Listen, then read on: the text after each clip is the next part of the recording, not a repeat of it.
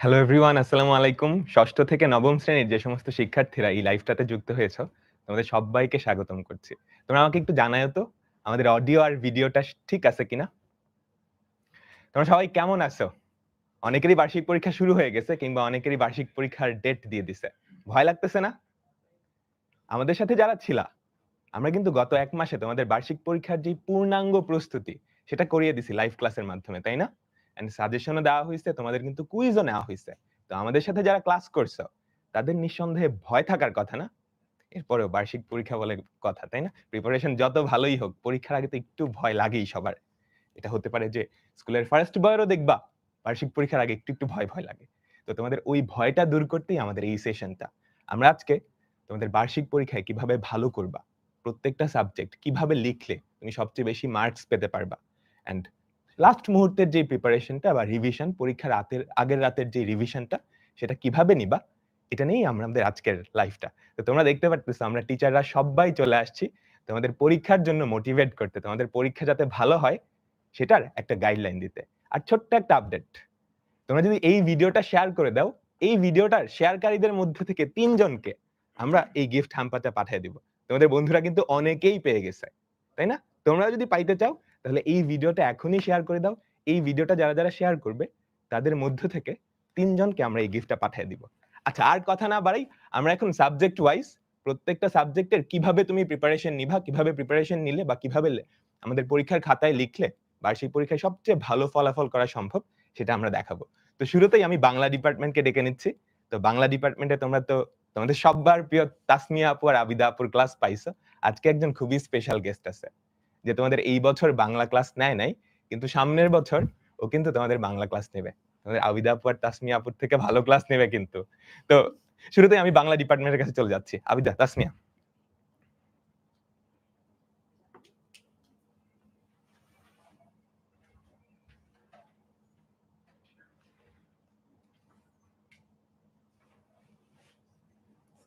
Hello everyone, আসসালামু আলাইকুম সবাইকে। আশা করছি সবাই অনেক অনেক বেশি ভালো আছো। আমরাও অনেক বেশি ভালো আছি। তো তোমাদের সাথে লম্বা একটা জার্নি কিন্তু আমরা কমপ্লিট করে ফেলেছি। তোমরা অনেক বেশি হেল্পফুল ছিলে ক্লাসগুলোতে এবং খুব মনোযোগ দিয়ে তোমরা ক্লাস করেছো, যার কারণে আমরাও খুব আনন্দের সাথে তোমাদের ক্লাসগুলো নিতে পেরেছি। তো আমরা আজকের এই সেশনটা কেন, সেটা কিন্তু রাকিব ভাই অলরেডি বলে দিয়েছে যে কেন আজকের আমাদের এই লাইভটা। আমাদের এক্সাম্পলের যে স্ট্র্যাটেজিটা আছে এন্ড আমরা এই একদম শেষ মুহূর্তে কিভাবে আমাদের পড়াগুলোকে রিভাইজ করব, এই সব কিছু নিয়ে কিন্তু আমরা আজকে তোমাদের সাথে আলোচনা করব। তো প্রথমত আমরা একজনকে ডেকে নিব, যেটা ভাই অলরেডি বলে ফেলছে। আমাদের বাংলা ডিপার্টমেন্টে তোমরা কিন্তু তাসমিয়া আপুর এন্ড হচ্ছে আমার ক্লাস পেয়েছিল, তাই না? আরেকটা নতুন মস্তিত্ব আছে, এতদিন শুধু আপুর ক্লাস পেয়েছো, এখন কিন্তু ভাইয়ার ক্লাসও পেয়ে যাচ্ছে। তো আমি একটু তানভীরকে ডেকে নিব। চলে আসো তানভীর, তোমার সাথে সবাইকে পরিচিত করিয়ে দিই। এই হচ্ছে তোমাদের তানভীর ভাইয়া। তো আমি পরিচয় করাই দিব না, তোমরা একটু তানভীর ভাইয়ার কাছ থেকে তার পরিচয়টা জেনে নাও। হ্যালো এভরিওয়ান, আমি তানভীর, পড়াশোনা করছি ঢাকা বিশ্ববিদ্যালয়ে। তো তোমাদের সাথে হচ্ছে সামনের বছর থেকে থাকবো, এবার না থাকতে পারলো। ঠিক আছে, সবার জন্য বেস্ট অফ লাক। আচ্ছা, ঠিক আছে। তো তানভীর, আজকে আমরা যে বিষয়গুলো নিয়ে আলোচনা করব, তো এটা দুটো সেশন আছে। একটা হচ্ছে আমাদের এক্সাম হলে আমরা টাইম ম্যানেজমেন্ট গুলো কিভাবে করব, এই সব কিছু নিয়ে। আরেকটা যে সেশন আছে সেটা হচ্ছে আমাদের পরীক্ষার আগে আমরা কিভাবে প্রিপারেশন নিলে আমাদের প্রিপারেশনটা একদম 100% হয়ে যাবে, সেগুলো নিয়ে কিন্তু আমরা আলোচনা করব। তো শুরুতে আমরা চলে যাব আমাদের সবার প্রিয় তাসমিয়া আপুর কাছে। তো তাসমিয়া আপু তোমাদের সাথে সবকিছু নিয়ে শেয়ার করবে। দেন আমি আবার আসতেছি। চলে আসো তাসমিয়া আপু। আচ্ছা, তাহলে আমি যদি সরাসরি তোমাদের সাথে কাজের আলাপে চলে যাই, তো আমি তোমাদের সাথে কথা বলবো হচ্ছে আমরা এক্সাম হলে কিভাবে পারফর্ম করলে আমাদের পরীক্ষাটা সুন্দর করে দিতে পারবো। হ্যাঁ, এখন এইটা কিন্তু দুইটা পার্ট আছে। একটা হচ্ছে আমরা টাইম ম্যানেজমেন্টটা কিভাবে করবো। আমাদের বাংলায় কিন্তু এটা নিয়ে আমাদের সবচেয়ে বেশি প্রবলেম হয়, তাই না? যে আমরা হয়তো লেখাটা শেষ করতে পারি না বা আমাদের টাইম ম্যানেজমেন্টে প্রবলেম হয়। আরেকটা হচ্ছে আমরা কোন প্রশ্ন কতটুকু বা কয় পেজ লিখবো। তোমরা আমাকে ক্লাসে এতদিন জিজ্ঞাসা করতে, আপু এটা কয় পেজ লিখবো, এটা কয় পেজ লিখবো। তো আজকে এই সবকিছু নিয়ে তোমাদের সাথে কথা বলবো। তো প্রথমে যদি টাইম ম্যানেজমেন্টে চলে যাই, আমাদের প্রথমে কি থাকতেছে? আমাদের প্রথমে কিন্তু থাকছে আমাদের নৈর্বক্তিক পার্ট। হ্যাঁ, তো এখানে আমাদের ফার্স্টে থাকতেছে হচ্ছে 15টা এমসিকিউ। তো এমসিকিউ তো একদম সহজ, তাই না? আমরা খালি অপশন দেখে দেখে আনসার দাগায় দিব। তো তো আমরা 15টা এমসিকিউ চেষ্টা করব 5 মিনিটের মধ্যে কমপ্লিট করে ফেলতে। তারপরে আমাদের 10টা এক কথার উত্তর থাকতেছে। তো আমরা চেষ্টা করব আমাদের এই যে 25 মার্কের নৈর্ব্যক্তিক মানে প্লাস এক কথার উত্তর আছে, এগুলো আমরা চেষ্টা করব 20 মিনিটের মধ্যে শেষ করে ফেলতে। ঠিক আছে, এরপর আমাদের থাকছে কি সংক্ষিপ্ত প্রশ্ন। সংক্ষিপ্ত প্রশ্ন কিন্তু একটা 2 মার্ক করে, তাই না? একটা 2 মার্ক করে আমাদের 10টা প্রশ্নের আনসার করতে হবে। তো এগুলো আমরা কটুক করে লিখবো, আমরা কিন্তু এগুলো অনেক বড় করব না, আবার একদম ছোটও লিখবো না। এগুলো আমরা চেষ্টা করব যে 3 থেকে 5 মিনিটের মধ্যে, বা আমি যদি আইডিয়ালি বলি 4 মিনিটের মধ্যে একটা শেষ করে ফেলতে। এখন আপু 4 মিনিটের মধ্যে কি লিখতে হবে?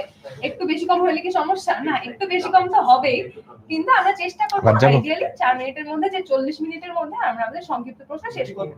তাহলে প্রথমে 20 মিনিট, তারপর 40 মিনিট, 1 ঘন্টার মধ্যে আমাদের।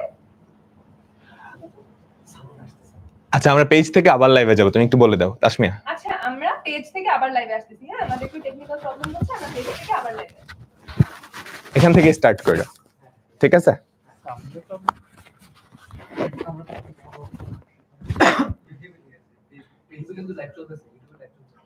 আচ্ছা, ইউটিউবে একটু বলে দাও যে। আচ্ছা, ইউটিউবে যারা আছো, আমাদের ফেসবুকে একটু প্রবলেম হচ্ছিল দেখে আমরা ফেসবুক পেজ থেকে আরেকবার লাইভে যাচ্ছি। তোমরা একটু 1 মিনিট ওয়েট করো, ঠিক আছে? আমরা ফিরে আসতেছি।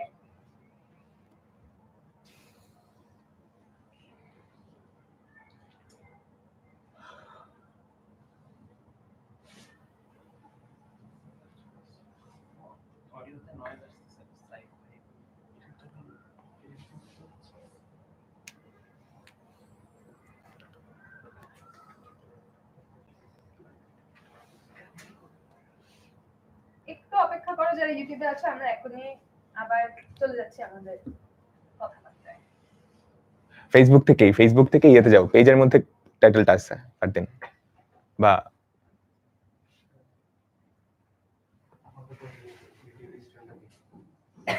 আচ্ছা ঠিক আছে, তাহলে আমরা কন্টিনিউ করি এখন। তো আমি কি বলছিলাম, যে আমাদের সংক্ষিপ্ত প্রশ্নের কথা বলছিলাম, তাই না? আমরা চেষ্টা করব আমাদের যে 10টা সংক্ষিপ্ত প্রশ্ন, এগুলো 40 মিনিটের মধ্যে শেষ করে ফেলা। তাহলে প্রথমে নৈর্ব্যক্তিকের 20 মিনিট আর সংক্ষিপ্ত প্রশ্নের 40 মিনিট, 1 ঘন্টার মধ্যে আমরা এই 3টা সেগমেন্ট শেষ করে ফেলবো। আর আমাদের কি বাকি থাকে? আমাদের বাকি থাকে দৃশ্যপট বিহীন প্রশ্ন এবং দৃশ্যপট নির্ভর প্রশ্ন। এখন দৃশ্যপট বিহীন প্রশ্ন আমাদের কয়টা থাকবে? 3টা আনসার, ঠিক আছে? একটা 5 মার্ক, 5 মার্ক করে মানে কিন্তু আমাদের এগুলো একটু বড় করে লিখতে হবে। তাই আমরা ট্রাই করবো প্রত্যেকটা আনসার 10 মিনিটের মধ্যে যদি আমরা শেষ করি, তাহলে আরো আধা ঘন্টা, অর্থাৎ আমাদের পরীক্ষা টোটাল 1.5 ঘন্টার মধ্যে যাতে আমরা আমাদের দৃশ্যপট বিহীন প্রশ্নগুলো শেষ করে ফেলতে পারি। আর বাকি 1.5 ঘন্টা আমরা আমাদের দৃশ্যপট নির্ভর প্রশ্নগুলো উত্তর করবো। দৃশ্যপট নির্ভর প্রশ্ন কিন্তু আমাদের 5টা থাকতেছে এবং একটাই 8 মার্ক করে। তাহলে কিন্তু এগুলো পিছিয়ে আমাদের বেশি সময় দিতেই হবে, তাই না? তাই আমরা 1.5 ঘন্টা বাকি রাখার চেষ্টা করবো দৃশ্যপট নির্ভর প্রশ্নের জন্য।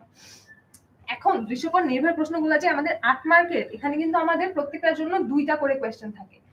এগুলো কিন্তু আমাদের 4 একটা 4 মার্কের, একটা 4 মার্কের এরকমই যে আসবে এমন কিন্তু না। একটা 5 মার্কের, একটা 3 মার্কের এরকম আসতে পারে, আবার একটা 1 মার্কের, একটা 7 মার্কের এরকমও কিন্তু আসতে পারে। যদি এরকম থাকে আমরা 1 মার্কেরটা একদম এক লাইনে লিখে দিব, আর যেগুলো একটু বেশি মার্কের সেগুলো একটু বড় করে লিখবো। তো আমরা চেষ্টা করব যে একটা প্রশ্ন যাতে, অর্থাৎ একটা 8 মার্কের যে টোটাল প্রশ্ন, এটা আমরা মোটামুটি 18 মিনিটের মধ্যে শেষ করে ফেলার চেষ্টা করব। তাইলে আমাদের বাকি 90 মিনিটের মধ্যে দৃশ্যপট নির্ভর যে প্রশ্নগুলো, এগুলোও কিন্তু আনসার করা হয়ে যাবে, ঠিক আছে? তাহলে আমাদের টাইম ম্যানেজমেন্টটা কিভাবে করা উচিত সেটাকে আমরা শুনতে পারছি, যে প্রথমে 20 মিনিটের মধ্যে আমরা নৈর্ব্যক্তিক অংশ শেষ করব, তারপরে পরের 40 মিনিটের মধ্যে। আচ্ছা, ফেসবুকে তো এইমাত্র আসলাম আবারও, তো ফেসবুকে যারা এতক্ষণ শুনতে পারো নাই, আমি তোমাদের জন্য আরেকবার সাম আপ করে দিচ্ছি আমি কি কি বলছি এতক্ষণ। যে আমরা প্রথমে নৈর্ব্যক্তিকটা 20 মিনিটের মধ্যে র‍্যাপ আপ করার চেষ্টা করব, তারপরে আমরা সংক্ষিপ্ত প্রশ্নগুলো নেক্সট 40 মিনিট, অর্থাৎ মোট 1 ঘন্টার মধ্যে। তারপরে আমাদের যে দৃশ্যপট বিহীন প্রশ্ন, সেইটা আমরা চেষ্টা করব একটা 10 মিনিট করে আধা ঘন্টার মধ্যে। তাহলে আমাদের পরীক্ষার কতক্ষণ বাকি থাকে? আরো 1.5 ঘন্টা বাকি থাকে, তাই না? আর এই 1.5 ঘন্টার মধ্যে আমরা আমাদের এই 5টা যে দৃশ্যপট নির্ভর প্রশ্ন আছে এগুলো শেষ করব। এবার আসি আমরা যে আপু কোন প্রশ্ন আমরা কয় পেজ লিখবো, কোন প্রশ্ন আমরা কতটুকু লিখবো। এখন নৈর্ব্যক্তিক, এক কথায় উত্তর, এগুলো তোমরা জানোই যে এক কথায় উত্তর পারলে একটা শব্দে, যদি একটা লাইন লেখা লাগে তাহলে একটা লাইনে শেষ। সংক্ষিপ্ত প্রশ্নগুলো আমাদের 2 মার্ক করে, এগুলো কিন্তু একদম এক লাইনে লিখলে হবে না, আবার 1 পেজ করারও কোনো দরকার নাই। হ্যাঁ, সংক্ষিপ্ত প্রশ্নে আমাদের প্রশ্নে যতটুকু জানতে চাওয়া হয়েছে আমরা ততটুকুই লিখবো। সেটা যদি হাফ পেজ হয় হাফ পেজ, যদি হাফ পেজের কম হয় তাহলে হাফ পেজের কম, কোনো সমস্যা নেই। আমরা যাতে মূল উত্তরটা সুন্দর করে গুছিয়ে লিখতে পারি, কেমন? তারপর কি আছে আমাদের দৃশ্যপট বিহীন প্রশ্ন, এগুলোতে একটু বড় বড় প্রশ্ন। এগুলো আমরা এখানে কিন্তু এমন কিছু নৈর্ব্যক্তিক ধরনের প্রশ্ন থাকে যে 5টা শব্দ দেওয়া আছে এগুলোর প্রতি শব্দ লিখো, 5টা শব্দ দেওয়া আছে এগুলোর বিপরীত শব্দ দিয়ে বাক্য গঠন করো। এই ধরনের প্রশ্নগুলো কিন্তু আমাদের লিখতে কম টাইম লাগে, তাই না? এই ধরনের প্রশ্নগুলো কিন্তু আমরা একটু বেশি বেশি আনসার করার ট্রাই করবো। আর কিছু কিছু কোয়েশ্চেন থাকে হচ্ছে পয়েন্ট করে লেখার মতো, যে তথ্যমূলক লেখার বৈশিষ্ট্য কি কি বা এই কবিতাটার বৈশিষ্ট্য কি কি, এগুলা কিন্তু আমাদের পয়েন্ট করে লিখতে হবে। এখন এগুলা বাদ দিয়ে যেগুলো একটু ব্যাখ্যামূলক প্রশ্ন সেগুলো আমরা চেষ্টা করবো একটু 1.5-2 পেজ, যারা একটু মনে করো ছোট যারা 6-7 এ আমরা চেষ্টা করবো এরকম 1.5-2 পেজ, আর যারা আমরা একটু বড় আমরা যারা 8-9 এ তারা পারলে এর চেয়ে আরেকটু বড় করে লিখবো। হ্যাঁ, কারণ আমাদের টিচাররা কিন্তু একটু বড় লেখা দেখলে একটু বেশি খুশি হয়, তাই না? আমরা চেষ্টা করবো একটু 2.5 পেজ 3 পেজ এরকম লেখা। ওকে, এরপর আসলে আমরা দৃশ্যপট নির্ভর প্রশ্ন। দৃশ্যপট নির্ভর প্রশ্নের ক্ষেত্রে কিন্তু আমাদের যে দৃশ্যপটটা বা উদ্দীপকটা থাকবে সেটা খুবই ভালো করে পড়তে হবে, বুঝতে হবে যে এটার সাথে আমাদের যে পাঠ্য বিষয়গুলো এগুলোর কি সম্পর্ক আছে না আছে, কি জানতে চাওয়া হয়েছে, এগুলো কিন্তু আমাদের ভালো করে বুঝতে হবে। তারপর কি, যে প্রশ্নের মান অনুযায়ী উত্তর করতে হবে। অর্থাৎ আমি যে তোমাদের বললাম যে এখানে 1, 7 বা একটা 2 মার্কের প্রশ্ন, একটা 6 মার্কের প্রশ্ন এরকমও আসতে পারে। তো যদি এমন আসে যে একটা 2 মার্কের একটা 6 মার্কের, তখন আমরা 2 মার্কেরটা একটু ছোট করে লিখবো আর 6 মার্কেরটা একটু বড় করে লিখবো। এভাবে আমাদের প্রশ্নের মান যেরকম থাকবে আমাদের উত্তরটাও কিন্তু সেই ডিমান্ড অনুযায়ী করতে হবে। তাহলে আমরা এক্সাম হলে আমরা কিভাবে লিখতে হবে, কিভাবে আমরা আমাদের সময়টা ম্যানেজ করতে পারি, আমরা কোন প্রশ্ন কতটুকু লিখবো, এই সবকিছু আমরা জেনে ফেললাম। কিন্তু এগুলোর জন্য তো আমাদের লেখাপড়া করতে হবে, তাই না? পরীক্ষার আগে রিভিশনটা দিতে হবে। এখন পরীক্ষার আগে রিভিশনটা কিভাবে দিব সেটা নিয়ে তোমাদের আবিদা আপু তোমাদের বলবে। তাহলে আমরা আবিদা আপুর কাছে চলে যাই।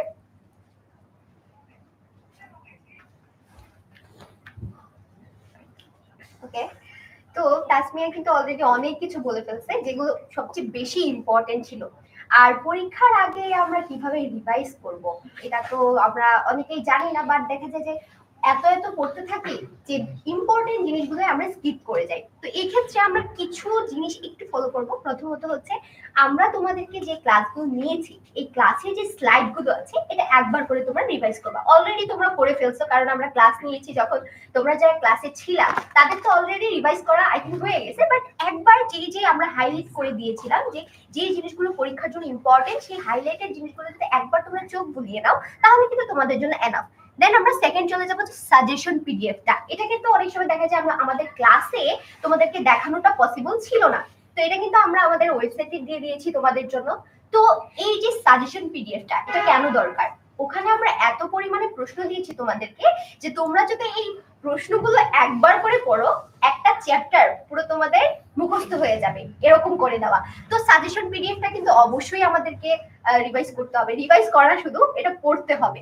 দেন হচ্ছে আমরা চলে যাব, আমাদের কিন্তু প্রত্যেকটা গল্পের সাথে কিছু ব্যাকরণের টপিক ছিল, তাই না? বলো প্রত্যেকটা তোমরা যারা ষষ্ঠ থেকে নবম শ্রেণী পর্যন্ত আছো তারা সবাই কিন্তু দেখেছো যে আমাদের অধ্যায় ভিত্তিক কিছু ব্যাকরণের প্রশ্ন থাকতো এবং সেখান থেকে আমরা কিন্তু কিছু বিষয় তোমাদেরকে একদম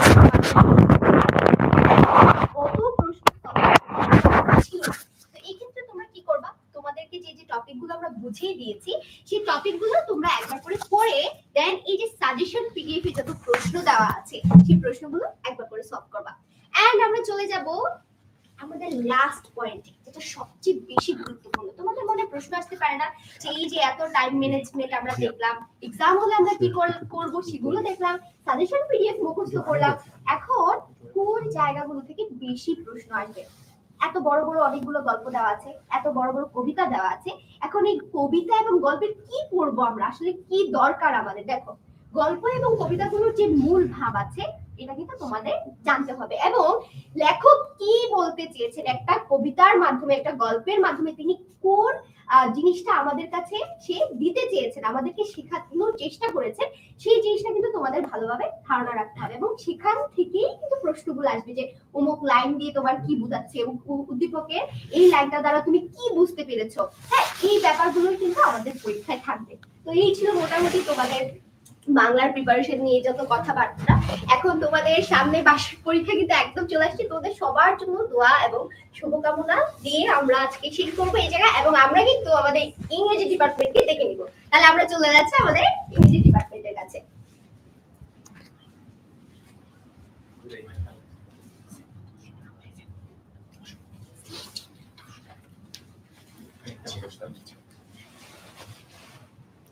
অলরাইট, হ্যালো এভরিওয়ান, কি অবস্থা সবার? সো অলরেডি বাংলা নিয়ে তোমরা দেখলা বাংলাতে কি করতে হবে পরীক্ষার আগের রাতে, বা কিভাবে প্রিপারেশন নিতে হবে, এক্সাম হলে কি করতে হবে। তো এবার আসলো ইংলিশ দিয়ে। সো ইংলিশের জন্য মোটামুটি আমাদের ক্লাস 6, 7, 8, 9 প্রত্যেকটা ক্লাসেই হচ্ছে গিয়ে আমাদের ক্লাস নেওয়া হয়ে গেছে। সেখানে তোমরা তোমাদের কোন টপিকে কি করতে হবে না করতে হবে এভরিথিং হ্যাজ বিন ডিসকাসড।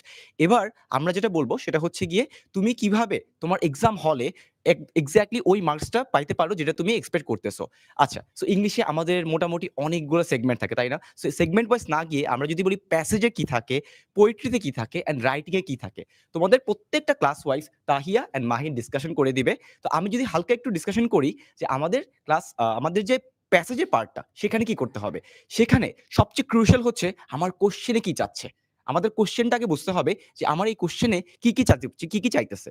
এটা বুঝার পরে যদি তুমি প্যাসেজটা পড়তে যাও তাহলে তোমার একটা আইডিয়া থাকবে যে আমি এই প্যাসেজ থেকে কি এক্সট্রাক্ট করে নিয়ে আসবো। তখন তোমার জন্য ফুল মার্কসটা গেইন করা অনেক ইজিয়ার হয়ে যাবে। দেন কামস যে তোমার অপশন এলিমিনেট করা। আমরা হচ্ছে গিয়ে 4টা অপশনের মধ্যে 3টা অপশন ভুল।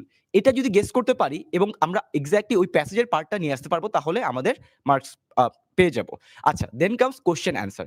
কোশ্চেন অ্যান্সারের ক্ষেত্রে সবাই একটা ভুল করি, সেটা হচ্ছে কোশ্চেন লিখতেই থাকে অ্যান্ড খেয়াল করে দেখি আমার আধা ঘন্টা হয়ে গেছে। আধা ঘন্টা পরে আমার জাস্ট এমসিকিউ অ্যান্ড কোশ্চেন পার্টটাই শেষ হইছে। আর তখন আমরা একটু প্যানিকে পড়ে যাই যে এখন বাকিগুলোকে লিখতে পারবো কি পারবো না। সো কোশ্চেনে টু দ্য পয়েন্ট ট্রাই করবা যাতে হচ্ছে 3-4 লাইন অথবা 5 লাইনের মধ্যে শেষ করা যায়। খুব বড় লেখার প্রয়োজন নেই, প্যাসেজটা হুবহু লেখার প্রয়োজন নেই। তুমি একটু প্যারাফ্রেজ করে দাও। ওই পয়েন্টটাই একটু নিজের ভাষায় লিখে দাও যাতে দেখতেও ন্যাচারাল লাগে। দেন পোয়েট্রিতে আমরা হচ্ছে কি সবাই একটা কাজ করি যে যা ছিল না বুঝে আমরা আমাদের মতো লিখে দিই। Don't do that. তুমি হয়তোবা এক্স্যাক্টলি একটা ওয়ার্ডের মিনিং জানো না, অথবা যেটা খুবই টাফ হইতে পারে লিটারেচার থেকে চলে আসছে, অথবা 2টা ওয়ার্ড জানো না। তুমি এছাড়া বাকি একটা গেস করতে পারবা কনটেক্সটটা কি। সেই কনটেক্সট থেকে সামারি লেখাটা আমাদের জন্য মাচ মোর ইজিয়ার। সামারিতে তোমাকে একদম ওই লাইনের মানে কি, এই লাইনের মানে কি এত কিছু কিন্তু লাগে না। সামারিতে জাস্ট আমাদের কনটেক্সটটা কি বলতে চাচ্ছে আমাদের অথর, সেইটাকেই কিন্তু রিপ্রেজেন্ট করে নিয়ে আসতে হয়। রাইট? আর মেটাফোর এগুলো নিয়ে আমাদের ক্লাসে সবকিছু ডিসকাস হয়ে গেছে। সেই ক্লাসগুলো থেকেই তোমরা আই গেস সবগুলো পেরে যাবা। রাইটিং এ সবচেয়ে বড় ভুল কি হয়? আমরা সবাই জাস্ট লিখে যাই, কি লিখি নিজেও জানি না। সো রিটেনে যেটা খেয়াল করবা সেটা হচ্ছে টপিকের সাথে রিলেভেন্ট থাকা। তোমাকে যেই টপিক লিখতে বলছে সেই টপিকের মধ্যেই থাকো, এর বাইরে যেও না। মেইন টপিকটা স্পেলিং মিস্টেক করবা না, গ্রামাটিক্যাল মিস্টেকটা যত পারো এভয়েড করার ট্রাই করো। খুব কঠিন করে গ্রামার লেখার দরকার নেই। টু দ্য পয়েন্ট থাকো, ইজি করে লিখো and it will be done. Alright? So এখন আমি হচ্ছে ক্লাস ওয়াইজ পাস করে দিব। ক্লাস 6 থেকে 7 ডিসকাশন করবে মাহিন অ্যান্ড দেন 8 থেকে 9 ডিসকাশন করবে তাহিয়া। অলরাইট।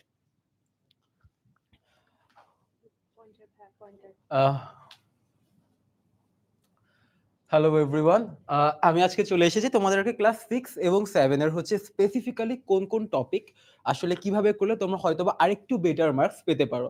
ওমর ভাই অলরেডি হচ্ছে ডিসকাস করে দিয়েছে সবকিছু। সো মোর অর লেস তোমরা আর কি একটা আইডিয়া পেয়ে গিয়েছো। তারপর যদি একটু স্পেসিফিক টাইপস গুলোতে আমরা যাই তাহলে একটু দেখি কি করা যায়। ফর এক্সাম্পল আমাদের হচ্ছে কোয়েশ্চেন অ্যান্সার নিয়ে, যেটা আর কি আমরা জানি সবার একটু অনেক প্রবলেম থাকে কি হয়। সো কোয়েশ্চেন অ্যান্সার গুলো ট্রাই করব যে আমরা সবার আগে একটু কোয়েশ্চেনটা একবার চোখ বুলিয়ে দেখে নিব যে কি কোয়েশ্চেন আছে। যেমন 3, 4টা 5টা যে কয়টাই কোয়েশ্চেন থাকুক না কেন, তখন হচ্ছে কি আমাদের কোয়েশ্চেনগুলা যদি আগে দেখে নিই তাহলে আমরা একটা হালকা আইডিয়া পেয়ে যাব যে আমাদের অ্যাকচুয়ালি কি চাচ্ছে। তখন আমরা হচ্ছে প্যাসেজটা একটু ভালো মতো পড়ে নিলেই আমরা মোটামুটি আইডিয়া পেয়ে যাচ্ছি যে কোন ধরনের অ্যান্সার আমি হচ্ছে কোয়েশ্চেনে লিখবো। অ্যান্ড সেজন্য আরেকটা ভালো ইম্পর্টেন্ট জিনিস হচ্ছে যে ফর এক্সাম্পল ধরো তুমি কোয়েশ্চেনগুলো আগে পড়ে ফেললা।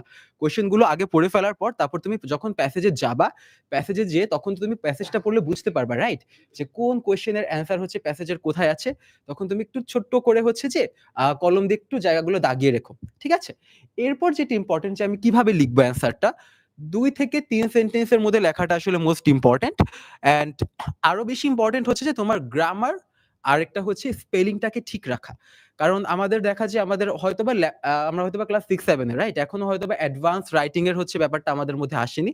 বাট স্টিল আমরা যদি হচ্ছে গ্রামার অ্যান্ড স্পেলিংটা হচ্ছে ঠিক রাখি তাহলে মোর অর লেস আমাদের আর কি এইটুকু এনশিওর হবে যে আমাদের কোনো মার্কস হয়তোবা কাটা যাবে না। Next comes matching. ম্যাচিং এর জন্য দেখা যায় টেবিলের হচ্ছে আমাদের একপাশে একটা কলাম থাকছে, আরেক পাশে আরেকটা কলাম থাকছে। আমরা করব কি ম্যাচিং এর সময় আমরা দেখা যায় অনেকে লিখতে থাকে যে 1 + a 2 + b এরকম ভাবে আমরা লিখি। তা না লিখে আমরা হচ্ছে যেটা করব, আমরা ফুল সেন্টেন্সটা হচ্ছে কি সুন্দর করে হচ্ছে লিখে দিব 5টা হচ্ছে কি পয়েন্ট দিয়ে, ঠিক আছে? এরপর আসছে আমাদের ক্যাপিটালাইজেশন অ্যান্ড পাঞ্চুয়েশন।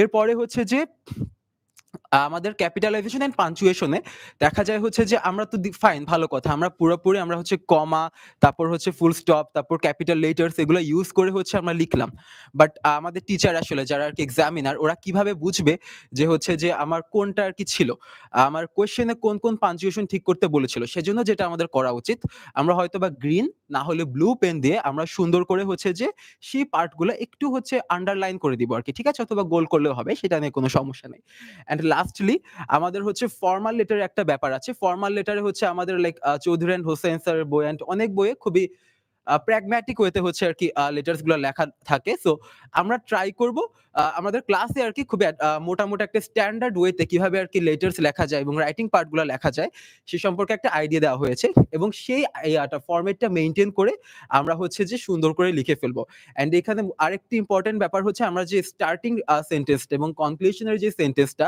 সেই সেন্টেন্সটা আর কি বইয়ের এক্সাম্পল গুলো আমরা অনুসরণ না করি হ্যাঁ একটু আমরা হচ্ছে ক্রিয়েটিভ হই এবং আই গেস ক্লাসেও হচ্ছে কিভাবে লেখা যায় সেটা দেখানো হয়েছে okay now if I delve into class 7 class 7 এ হচ্ছে যে আমাদের মোটামুটি ভালোই গ্রামাটিক্যাল কিছু আইটেম আছে এর মধ্যে আমার প্রাইমারি হচ্ছে যে right form of verbs and tense এটার ক্লাস আসলে আমি নিয়েছি তোমাদের এন্ড আমি তোমাদেরকে যদি বলি এটা কিভাবে পড়বে মোটামুটি তো সবাই ক্লাস করেছো রাইট সো যেটা ট্রাই করবা যে তোমাদের যে স্লাইড দেওয়া আছে না স্লাইডের মধ্যে এমন ভাবে আমি হচ্ছে করে রেখেছি যেন তোমরা স্লাইডটা পড়লেই A to Z হচ্ছে বুঝতে পারো যে কোথায় কি কি ইম্পর্টেন্ট আর কি রাইট ফর্ম অফ ভার্বস এর আর কি রুলস রয়েছে তো সেটা একবার হচ্ছে স্কিম করে যাবা তাহলে মোর অর লেস তোমাদের হচ্ছে কি হবে একটা হচ্ছে আইডিয়া হয়ে যাবে যে কি হচ্ছে না হচ্ছে and all and the very same thing goes for tense as well right form of verbs আর টেন্স কিন্তু ইন্টার কানেক্টেড তো তুমি যদি দুইটাকে একসাথে পড়ো তাহলে তোমার কিন্তু কমপ্লিমেন্টারিলি দুইটার প্রিপারেশনই হয়ে যাবে এরপর হচ্ছে আমাদের প্রিপোজিশনস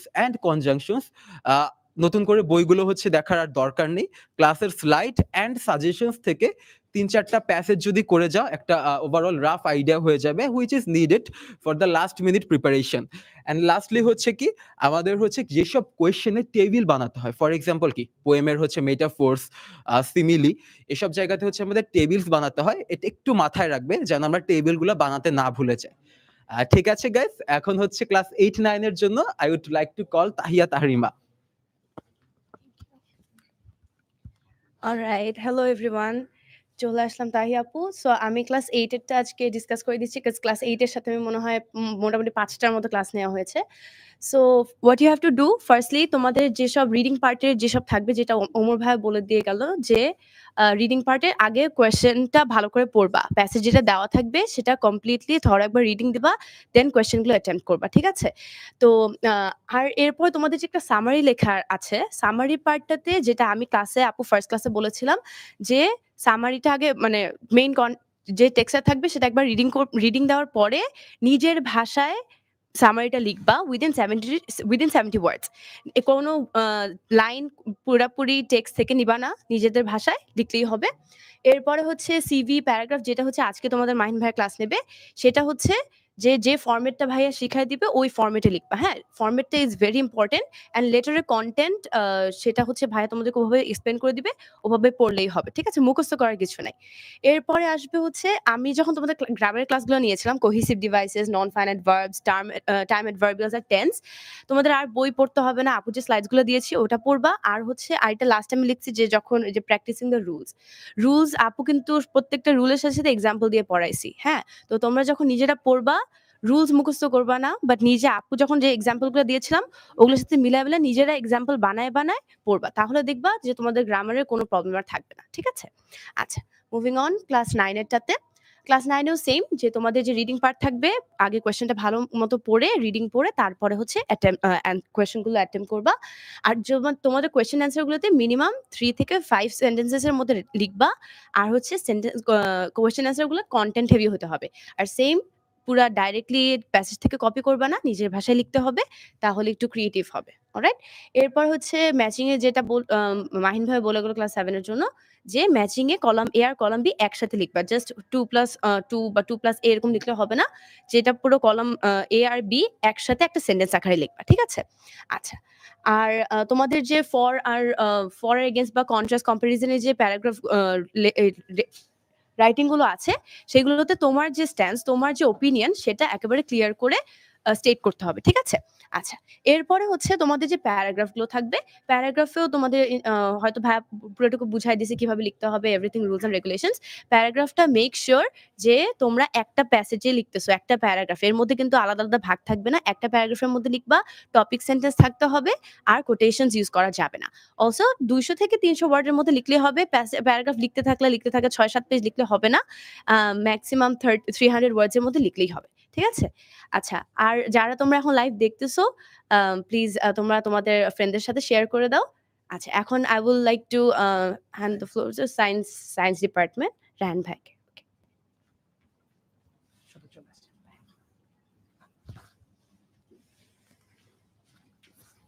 হ্যালো এভরিওয়ান, কি অবস্থা সবার? তো আমার সায়েন্স ডিপার্টমেন্টের মানুষজন আসতেছে, এরপর আমরা কথা বলা শুরু করব। সো সায়েন্সে আমরা ফার্স্টে একটা ওভারভিউ তোমাদেরকে দিব যে আমরা কি কি কোশ্চেনগুলো কিভাবে অ্যান্সার করতে পারি, বিকজ কোশ্চেনের ধরন কিন্তু তোমার সায়েন্সের তোমাদের 6 থেকে 9 সবার জন্যই মোটামুটি সেম। সো আমরা ফার্স্টে ধরন নিয়ে কথা বলবো, এরপর সাবজেক্ট ওয়াইজ কথা বলতে তোমরা দেখতেই পাচ্ছ আমার সাথে তোমাদের সামিন ভাইয়া, সাদমান ভাইয়া, অভিক ভাইয়া আছে, সবাই আসবে, ঠিক আছে? ওকে ওকে। আচ্ছা, সো আমি প্রথমেই তোমাদের সাথে একটু কথা বলি।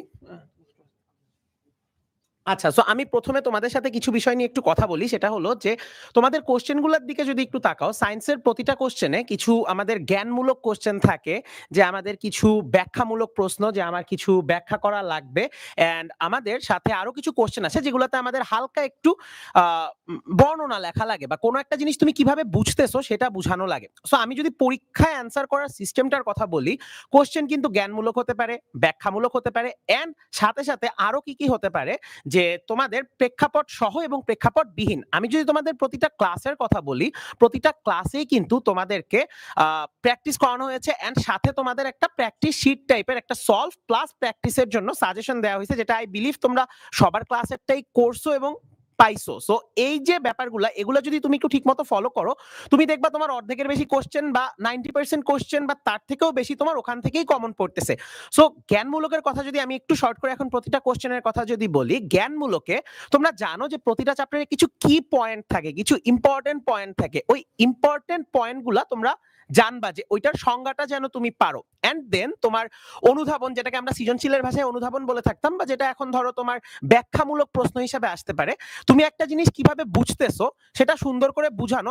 আমরা ক্লাসে যেভাবে দেখাই দিছি, তুমি যদি সেভাবে অ্যান্সার করতে পারো, আমি গ্যারান্টি দিয়ে বলতে পারি যে তোমাদের নাম্বার রিলেটেড কোনো সমস্যা হবে না। সো এরপর আমি যদি কথা বলি যে তোমাদের প্রেক্ষাপট সহ এবং প্রেক্ষাপট বিহীন, আমাদের ক্লাসে কিন্তু প্রেক্ষাপট সহ প্রেক্ষাপট বিহীন বোর্ড টাইপের কোশ্চেন আমরা সলভ করে দিয়েছি, বিভিন্ন কোশ্চেন করেছি। সো এই যে কোশ্চেনগুলা তোমার প্রেক্ষাপট সহ আসলেও কিন্তু তুমি পারবা, প্রেক্ষাপট বিহীন আসলেও পারবা। আমি তোমাদের একটা সিম্পল টেকনিক বুঝাই, তুমি যদি টপিকটা জানো, প্রেক্ষাপটের উপর কিন্তু তোমার ডিপেন্ড করা লাগতেছে না। সো তুমি টপিকগুলা জেনে যাওয়ার চেষ্টা করো, টপিকগুলা বুঝে যাওয়ার চেষ্টা করো, উত্তর কিন্তু তুমি অটোমেটিক্যালি পাবা। সো এই জিনিসগুলা পরীক্ষার খাতায় সবাই মেইনটেইন করার চেষ্টা করবা। And number two time ratio, যে তোমার পরীক্ষায় নাম্বার কত, তোমার ওই কোশ্চেনের নাম্বার কত, তোমার টোটাল পরীক্ষায় নাম্বার কত, টোটাল পরীক্ষায় টাইম কত, এই সবগুলা রেশিও তুমি শুধু সায়েন্সের ক্ষেত্রে না, যদি সবগুলা সাবজেক্টে মেইনটেইন করতে পারো, তাহলে কিন্তু আমরা খুব ভালো পরীক্ষা দিতে পারবো। ওকে, সো আমি এখন সাবজেক্ট ওয়াইজ ট্রান্সফার করে দিব। সো আমাদের মাঝে রাহাত ভাইয়াও চলে আসছে। সো আমি সবার ফার্স্টে রাহাতকে বলবো যে তোমাদের আচ্ছা, তো রাহাত আর সামিনকে আমি অ্যাকচুয়ালি সবার ফার্স্টে বলবো যে তোমাদের সাবজেক্ট ওয়াইজ কিছু সাজেশন দিতে। আমি তো ওভারঅল একটা ভিউ দিলাম তোমাদেরকে, এখন সাবজেক্ট ওয়াইজ তোমরা কিছু সাজেশন নাও। এন্ড আমি তোমাদেরকে একটু রিকোয়েস্ট করবো যে সবগুলা সাবজেক্টের ব্যাপারে তোমরা একটু নোট ডাউন করে রাখার চেষ্টা করো, বিকজ এটা কিন্তু শুধু এই ফাইনাল পরীক্ষা বলে কথা না, সামনের পরীক্ষাগুলোতেও তোমাদের কাজে লাগবে। সো রায়ান ভাইয়া সাইনিং অফ। এখন আসতেছে হলো তোমাদের রাহাত ভাইয়া এন্ড সামিন ভাইয়া।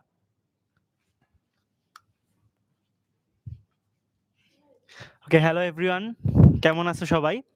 তো তোমাদের এই যে বিজ্ঞান যে সাবজেক্টটা, এই সাবজেক্টটা কিন্তু আসলে কয়েকটা ভাগে বিভক্ত, তাই না?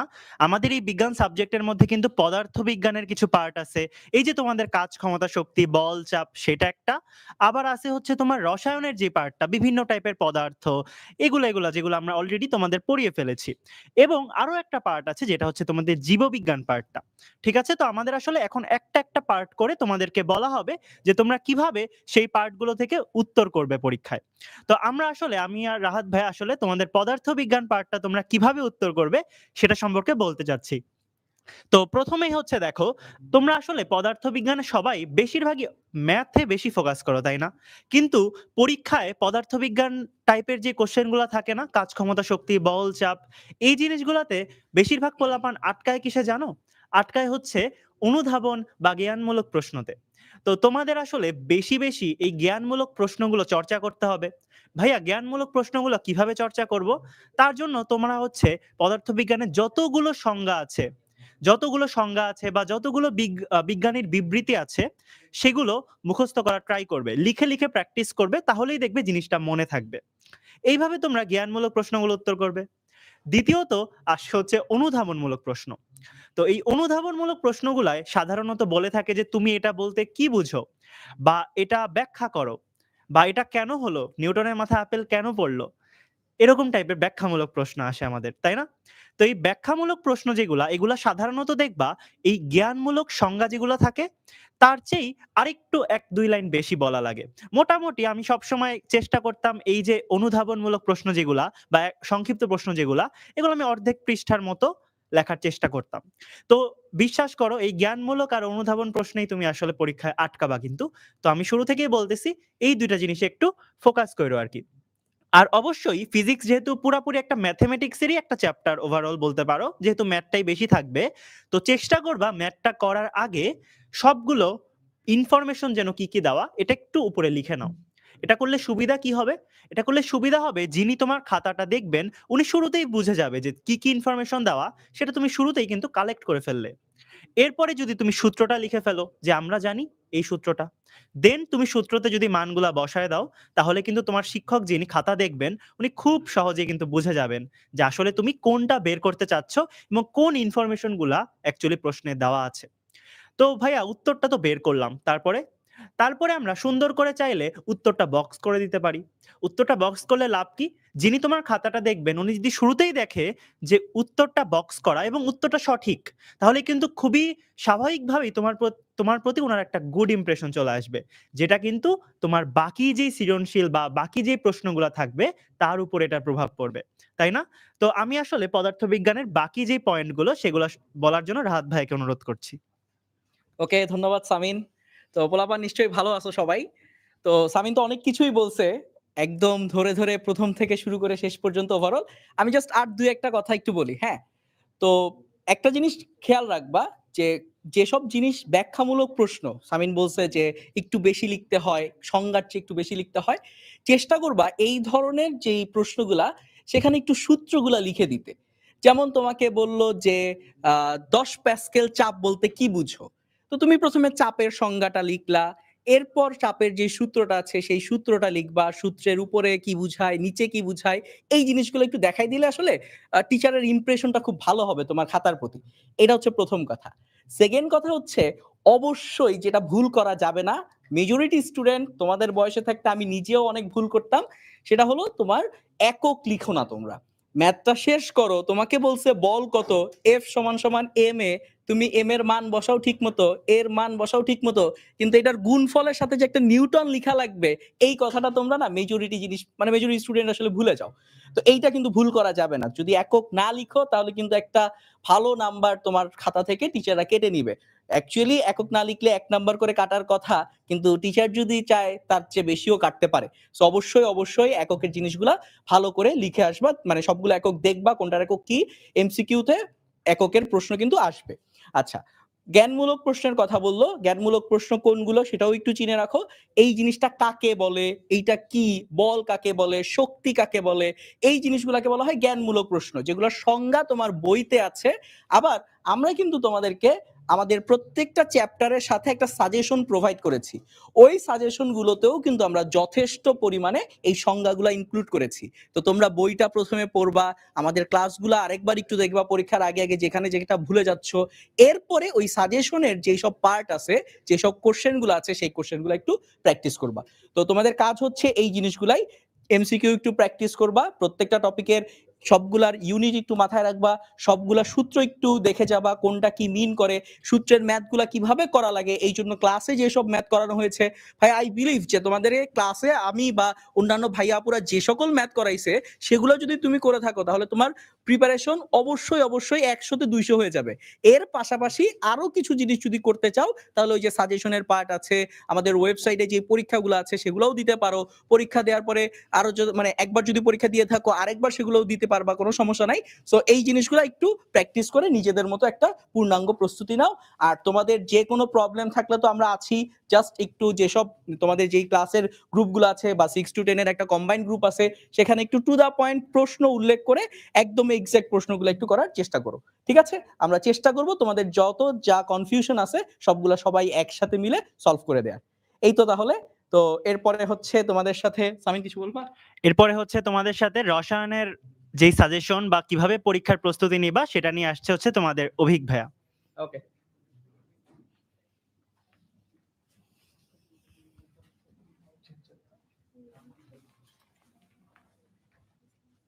হ্যালো পোলাপাইন, কি অবস্থা তোমাদের?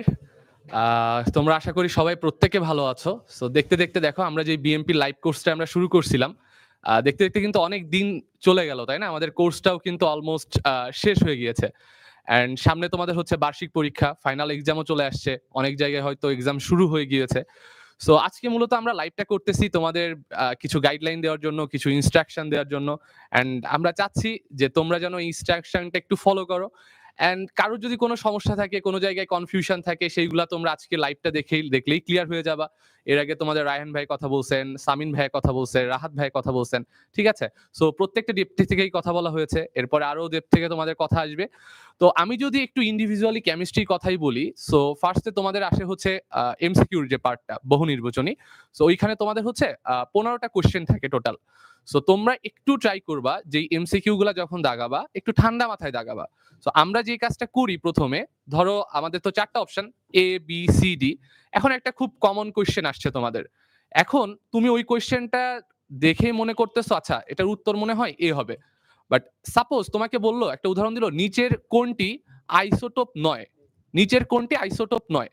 সো তুমি দেখছো নিচের কোনটি আইসোটোপ, তোমার কাছে কিন্তু তুমি যখন প্র্যাকটিস করছো এই টাইপের কোশ্চেনই আসছে। কিন্তু তোমার যে টিচার কোশ্চেনটা করছেন উনি কি করলেন, উনি একটু ট্রিক্স অ্যাপ্লাই করলেন, একটু দেখতে চাইলেন যে তুমি একটু ঠান্ডা মাথায় পরীক্ষা দিচ্ছ কি দিচ্ছ না। সো তখন উনি লাস্টে কি করলেন, নিচের কোনটা আইসোটোপ নয় কথাটি যুক্ত করে দিলেন। এখন এ বি সি তোমার তিনটাই দেখা গেল আইসোটোপ দিছে। এখন তুমি তো মনে করছো ভাই নিচের কোনটা আইসোটোপ হবে, এটা আমার কমন কোশ্চেন। তুমি মনের খুশিতে দিয়ে দিলে, এ নাম্বার দাগাই দিয়ে আসলে, দিয়ে তো মনে করতেছো সেই লেভেলের একটা ভালো টেলো কোপটোপ দিয়ে আসছো, কিন্তু পরে দেখতেছো তুমি একটা এখানে কোপ খেয়ে আসছো। সো এই টাইপের ভুল কিন্তু করা যাবে না ভাই, বুঝছো? সো লাস্ট অপশনগুলো আমাদের কোশ্চেনটা ভালো মতো পড়া লাগবে, এন্ড শেষ অপশন অবধি আমাদের কোন কোশ্চেন বোঝাচ্ছে বা অ্যান্সারটা কি হবে সেটা ঠান্ডা মাথায় বোঝাইতে হবে। তাহলে ফার্স্টলি কি বললাম ভাইয়া, এমসিকিউ দাগাইতে। এমসিকিউ দাগানোর জন্য আমাদের প্রথমে কোশ্চেনগুলা খুব ভালো মতো বুঝতে হবে। এন্ড এই কোশ্চেনগুলোর মধ্যে তুমি বেশ কিছু পাবা জ্ঞানমূলক টাইপের কোশ্চেন থাকবে। যেমন তোমাকে কোশ্চেন করতে পারে যে রাদারফোর্ড কত সালে তার পরমাণু মডেল তিনি প্রবর্তন করছিলেন বা কত সালে উত্থাপন করছিলেন। সো এগুলো তো জ্ঞানমূলক কোশ্চেন, এগুলো তোমার মুখস্থ করতে হবে, এগুলো এখানে তো তোমার বোঝার কিছু নাই বা কনসেপ্টের কোনো কিছু নাই। এরপরে তোমার কিন্তু কিছু এমসিকিউর মধ্যে কনসেপচুয়ালও এমসিকিউ থাকতে পারে। সো ওই কনসেপচুয়াল এমসিকিউ গুলা কিভাবে আমরা সলভ করতে পারি বা কিভাবে কনসেপ্ট ক্লিয়ার করে আমাদের আগাইতে হবে, এইগুলা কিন্তু আমরা প্রতিটা ইন্ডিভিজুয়াল ক্লাসে খুব ভালো মতো বুঝাইছি। এবং আমাদের টেক্সট বুকের বাইরে গিয়েও এই কনসেপ্টটা কিভাবে আমরা ক্লিয়ার করে এমসিকিউ দাগাবো বা একটা কোয়েশ্চেন অ্যাপ্রোচ করব, প্রতিটা ক্লাসে কিন্তু আমরা সুন্দর মতো সেই বেসগুলা তোমাদের ডেভেলপ করার ট্রাই করছি। সো যারা যারা ক্লাসগুলা করছো, আই থিঙ্ক তোমাদের এই প্রবলেমগুলা থাকার কথা না। আচ্ছা, এরপরে তোমাদের যে পার্টটা আসে সেটা হচ্ছে এক কথায় প্রশ্নের উত্তর। এখন তোমাদের একটা ছোট্ট উদাহরণ দিয়ে বলি, তোমাদের মধ্যে অনেকে যে কাজটা করে। সো ধরো তোমাকে একটা কোশ্চেন দিছে, বিজ্ঞানী রাদারফোর্ড, একটা একই কোশ্চেন দিয়ে উদাহরণটা দিচ্ছি, বিজ্ঞানী রাদারফোর্ড কত সালে তার পরমাণু মডেলটি উত্থাপিত করেছিলেন। তোমাদের মধ্যে এক দল থাকবে যারা ডিরেক্ট অ্যান্সারটা লিখবে 1911। বাট যদি আমি এই কথাটা শুধু 1911 না লিখে আমি যদি পুরো লাইনটা লিখি যে বিজ্ঞানী রাদারফোর্ড 1911 সালে তার পরমাণু মডেলটি উত্থাপন করেছিলেন। সো দেখো তো, এইভাবে যদি আমি লিখে থাকি বা সেকেন্ড যে প্রসিডিউরটা বললাম, এটা অনেক বেটার একটা ওয়ে হচ্ছে না? সো তুমি যখন একটা বেটার ওয়েতে অ্যাপ্রোচ করবা বা খাতায় লিখবা, তখন কিন্তু টিচারের কাছে জিনিসটা আরো ভালোভাবে প্রদর্শিত হবে বা তোমার প্রতি তার একটা পজিটিভ ইমপ্রেশন ক্রিয়েট হবে। সো এই জিনিসগুলা ছোট ছোট ভাবে একটু তোমাদের মাথায় রাখা লাগবে। আচ্ছা, আরেকটা ব্যাপার তোমাদের বলি, এরপরে তোমাদের যেই কোশ্চেন গুলো আসে সেটা হচ্ছে দৃশ্যপট বিহীন একটা প্রশ্নের উত্তর আর একটা দৃশ্যপট নির্ভর একটা প্রশ্নের উত্তর। তো দৃশ্যপট বিহীন যে প্রশ্নের উত্তরটা থাকে ওখানে কিন্তু তুমি অপশন থাকে যে তুমি কয়টা কোশ্চেন অ্যান্সার করতে পারবা বা কয়টা কোশ্চেন অ্যান্সার তোমার করার দরকার নেই, এরকম অপশন থাকে। যেমন ওইখানে তুমি 7টা থেকে 5টা অ্যান্সার করতে পারো। আবার হচ্ছে তোমার দৃশ্যপট বিহীন যেখানে থাকে ওইখানেও কিন্তু তুমি 5টার মতো কোশ্চেন অ্যান্সার করতে পারো। সো তুমি কি করবা, তোমার আমি যখন স্কুলে পড়তাম, আমি যখন পরীক্ষা দিতাম, তখন আমার মাথায় একটা মানে কি বলবো মিথ কাজ করতো, বুঝছো? জিনিসটা খুব মজার, যে আমি মনে করতাম যদি আমি পর পর পর পর প্রথম 5টা কোশ্চেনের অ্যান্সার করতে পারি বা প্রথম 3টা কোশ্চেনের অ্যান্সার করতে পারি তাহলে মনে হয় টিচার খুব বেশি পছন্দ করবেন বা আমাকে বেশি মার্ক দিবেন। বাট ব্যাপারটা কিন্তু এমন না। ধরো তুমি যদি পরপর 3টা কোশ্চেন অ্যান্সার না করো, পরপর 5টা কোশ্চেন অ্যান্সারও না করো, এটাতে কিন্তু টিচারের তোমার খাতার উপর কোনো নেগেটিভ অর পজিটিভ ইম্প্যাক্ট ফেলবে না। আমাদের অ্যান্সার করতে হবে কোন কোশ্চেনগুলো ভাইয়া? আমাদের অ্যান্সার করতে হবে যেই কোশ্চেনের অ্যান্সারগুলা আমরা বেস্ট ওয়েতে সেখানে লিখতে পারবো। তুমি যেই কোশ্চেনের অ্যান্সারগুলা সবথেকে বেশি ভালো পারবা, সবথেকে বেশি ভালো জানো, সেইগুলোই তুমি অ্যান্সার করবা। এখন ধরো তোমার কোনো একটা কোশ্চেন লিখতে যায়, অ্যান্সার করতে যায়, দেখা গেল তুমি সেখানে কনফিউশনে ভুগতেছো বা তুমি শিওর না এটার উত্তর কি এইভাবে লিখতে হবে নাকি ওইভাবে লিখতে হবে। বাট দেখা গেল তোমার লাস্টে যে কোশ্চেনটা আছে ওইটার উত্তর তুমি খুব ভালো মতো দিতে পারবা। তখন তুমি কি করবা? আগের কোশ্চেনটাকে সুন্দর মতো স্কিপ করে দিবা। সুন্দর মতো স্কিপ করে লাস্টের যে পার্টটা চলে আসতেছে বা লাস্টের যে কোশ্চেনটা সেখানে তুমি অ্যান্সার করে দিলা, তাহলে কিন্তু কোনো প্রবলেম নাই। ওকে, আচ্ছা এবার আরেকটু কিছু কথা বলবো তোমার টাইম মেইনটেইন নিয়ে। সো এই ব্যাপার স্যাপার গুলা তুমি তোমার ক্লাসে একটু বেশিই দেখবা, হ্যাঁ, বা অনেক ছেলে মেয়ে দেখবা তোমার যখন পরীক্ষায় যায় ফাইনাল এক্সামে, তখন দেখবা ক্লাসে নিয়ে গেছে পরীক্ষার হলে লাল কালি নিয়ে, লাল কালি সাধারণত আমরা ইউজ করি না পরীক্ষায়, নীল কালি নিবে, সবুজ কালি নিবে, কমলা কালি নিবে, দেখবা এক একটা কলম বক্সে মনে হচ্ছে এখানে রংধনু সমাহার হয়ে গেছে, ঠিক আছে, বিভিন্ন কলম। এন্ড দেখবা যখন লিখছে 1 নং প্রশ্নের উত্তর, তারপর সুন্দর মতো একটা ঢেউ দিবে, তারপর একটা ফুল আঁকাবে, তারপর একটা পাতা দিবে, দিয়ে আবার একটা ঢেউ দিবে। সো এইগুলা দিয়ে আলটিমেটলি লাভ কি ভাই? তুমি যদি ওইটা আঁকার পরে তুমি যদি নিচে কিছু না রেখো, যদি খাতাটা ব্ল্যাঙ্কই রাখো, ওইখানে তো তোমার তো টিচার মার্ক দিবে না। এন্ড ওই কাজটা করতে যায় তোমার কি হচ্ছে, ওই কাজটা করতে যায় তোমার কিন্তু হুদাই টাইম ওয়েস্ট করতেছো তুমি। সো এই জাতীয় আর্টিস্টিক প্যাটার্ন তুমি যদি ইউজ না করো তোমার জীবনে কোনো লাভ লস নাই, ঠিক আছে? সো একটু ট্রাই করবা স্ট্যান্ডার্ড মেইনটেইন করার জন্য, ফর্মালিটি মেইনটেইন করার জন্য। সো তুমি কি করলা, 1 নং প্রশ্নের উত্তর লিখে সুন্দর মতো কালো কালি দিয়ে একটা দাগ মেরে দিলা, দিয়ে তারপর তুমি অ্যান্সারটা লিখলা। সো এই লাল নীল হলুদ সবুজ এই কালির সমাহার তুমি যদি নাও করো, তাও কিন্তু তোমার মার্কের উপর তেমন কোনোই ইম্প্যাক্ট পড়বে না।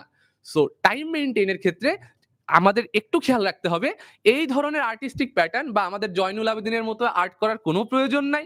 করতে যেয়ে যদি আমাদের এখানে টাইম কমে যায়, আমরা যদি কোশ্চেন অ্যান্সার গুলো না করে আসতে পারি, তখন কিন্তু আমাদের মার্ক কমে যাবে। তখন তুমি মনে করবা ভাই আপনি তো বলছিলেন এই আর্ট করতে যায় সহজ কিছু কোশ্চেন 10 মার্ক আমি কিন্তু ফাঁকা রেখে দিয়ে চলে আসছি, ওই 10 মার্ক কিন্তু তোমার কোনোভাবেই কভার আপ হবে না। সো এই টাইম মেইনটেইনের জন্য তোমাদের একটু খেয়াল রাখতে হবে। এন্ড যেই কোশ্চেনে যতটুকু চাচ্ছে অ্যান্সার যতটুকু, তুমি ঠিক ততটুকুই অ্যান্সার করবা, ঠিক আছে? খুব বড় সড়ো করে লিখে পাতা ভরানোর কোনো দরকার নাই। সো এই জিনিসগুলো মাথায় রাখবা। আরেকটা যে ঝামেলাটা তোমরা করো সেটা হচ্ছে তোমাদের ধরো পার্থক্য করতে বলছে, রাদারফোর্ডের পরমাণু মডেল, বোর পরমাণু মডেলের পার্থক্য বলছে। তখন তোমরা যেটা করো, ধরো এই নাম প্রথমে লিখলে রাদারফোর্ডের পরমাণু মডেল, তারপরে লিখলে বোরের পরমাণু মডেল, বাট এভাবে আমরা পার্থক্যগুলো কখনোই করব না। সো পার্থক্য করার ক্ষেত্রে তোমরা ক্লাস স্লাইডগুলো যদি দেখো, সাজেশন পিডিএফ দেখো, ওইখানে কিন্তু আমরা পার্থক্যগুলো সুন্দর মতো এক একটা ছক ছক করে দিছি। ধরো বাম সাইডে আছে রাদারফোর্ড পরমাণু মডেল, ডান সাইডে আছে বোরের পরমাণু মডেল। সো এইভাবে তুমি যদি ছক করে বা টেবিল করে এই পার্থক্য বা সাদৃশ্য বৈসাদৃশ্য এগুলা যদি তুমি লেখো, তাহলে কিন্তু তোমার টিচারের প্রতি একটা পজিটিভ ইমপ্রেশন ক্রিয়েট হবে এন্ড তুমি সুন্দর মতো একেবারে টু দি পয়েন্টে মার্কটাও ক্যারি করতে পারবা। আরেকটা জিনিস সায়েন্সের ক্ষেত্রে আমরা যেটা দেখব, বিশেষ করে কেমিস্ট্রিতে আমাদের কিন্তু বেশ কিছু রিঅ্যাকশন আছে। রিঅ্যাকশন যখন আসবে তখন তুমি ট্রাই করবা ওই যে কোনো কোশ্চেনের অ্যান্সার যখন লিখবা, যদি ওই কোশ্চেনের সাথে কোনো রিঅ্যাকশন রিলেট থাকে, ওই রিলেটেড রিঅ্যাকশনটা সুন্দর মতো পরীক্ষার খাতায় লিখে দিবা। সো তখন ওই রিঅ্যাকশনটা লেখা থাকলে কি হবে, ধরো তুমি উপরে নিচে অনেক কথা লিখছো, বাট তোমার টিচার যখন দেখবে যে না এই ছেলে তো ওই রিঅ্যাকশনটা লিখছে, রিলেটেড রিঅ্যাকশনটা লিখছে, তখন টিচার হয়তো উপর নিচে অত না পড়লেও তখন বুঝতে পারবে না তুমি পড়ালেখা করছো, তুমি জানো, তখন ওই রিঅ্যাকশনটা দেখে তোমার কিন্তু মার্ক দিয়ে দেবে। সো এই ছোট ছোট যেই স্ট্র্যাটেজি গুলো আছে ওইগুলা আছে, সো এগুলো একটু খেয়াল করবা অ্যান্ড এই অ্যাপ্রোচগুলো যদি ফলো করতে পারো, আই থিঙ্ক তোমরা অনেক অনেক অনেক ভালো কিছু করতে পারবা। আর আমাদের তো ফিউচার স্কুল থেকে তোমাদের অনেকগুলো এক্সামও নেওয়া হয়েছে, সাজেশন পিডিএফ দেওয়া হয়েছে, ক্লাস স্লাইড আছে, অ্যান্ড আমি যেই ক্লাসগুলো নিয়েছিলাম ওইগুলোতে কিন্তু বিশেষ করে আমি লিখে লিখে অনেক কোশ্চেন তোমাদের দেখাইছি, কনসেপ্টগুলো আমি তোমাকে সলভ করাইছি। সো ওই স্লাইড যেগুলো আছে ওই স্লাইডগুলো খুব ভালো মতো রিভিশন দিবা, যেই সাজেশন পিডিএফ আছে ওইগুলা দেখবা, অ্যান্ড প্রয়োজনে তোমরা যদি মনে করো যে এক্সামগুলো দিছো, তোমরা চাইলে প্র্যাকটিসের জন্য ভালো মতো সেই এক্সামগুলো দিতে পারো, অ্যান্ড যার কাছে যে বই আছে সেইখান থেকে কোশ্চেন প্র্যাকটিস করবা, এমসিকিউ প্র্যাকটিস করবা, দেন তোমরা অনেক ভালো কিছু করবা এই আশা রাখতেছি, অ্যান্ড তোমাদের জন্য বেস্ট অফ লাক। থ্যাঙ্কস। এখন চলে যাচ্ছি তোমাদের বায়োলজির স্ট্র্যাটেজির জন্য তোমাদের সবার প্রিয় সাদমান ভাইয়ের কাছে।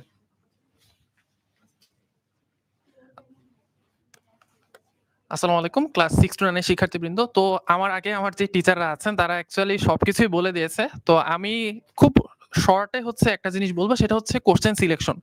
তুমি যখন এমসিকিউ গুলো আনসার করবে, তো এমসিকিউ গুলো আনসার করার সময় হয় কি, টিচাররা মাঝে মাঝে তোমাদেরকে ট্রিক করার জন্য শুরুর 2-3টা এমসিকিউ খুব টাফ দিয়ে দেন। তো আমরা কি করি, ওই 2-3টা এমসিকিউতেই হচ্ছে একটু বেশি সময় নিয়ে নিই। তো এরপরে কি হয়, আমাদের পুরো এক্সামটা অ্যাকচুয়ালি খারাপ হয়।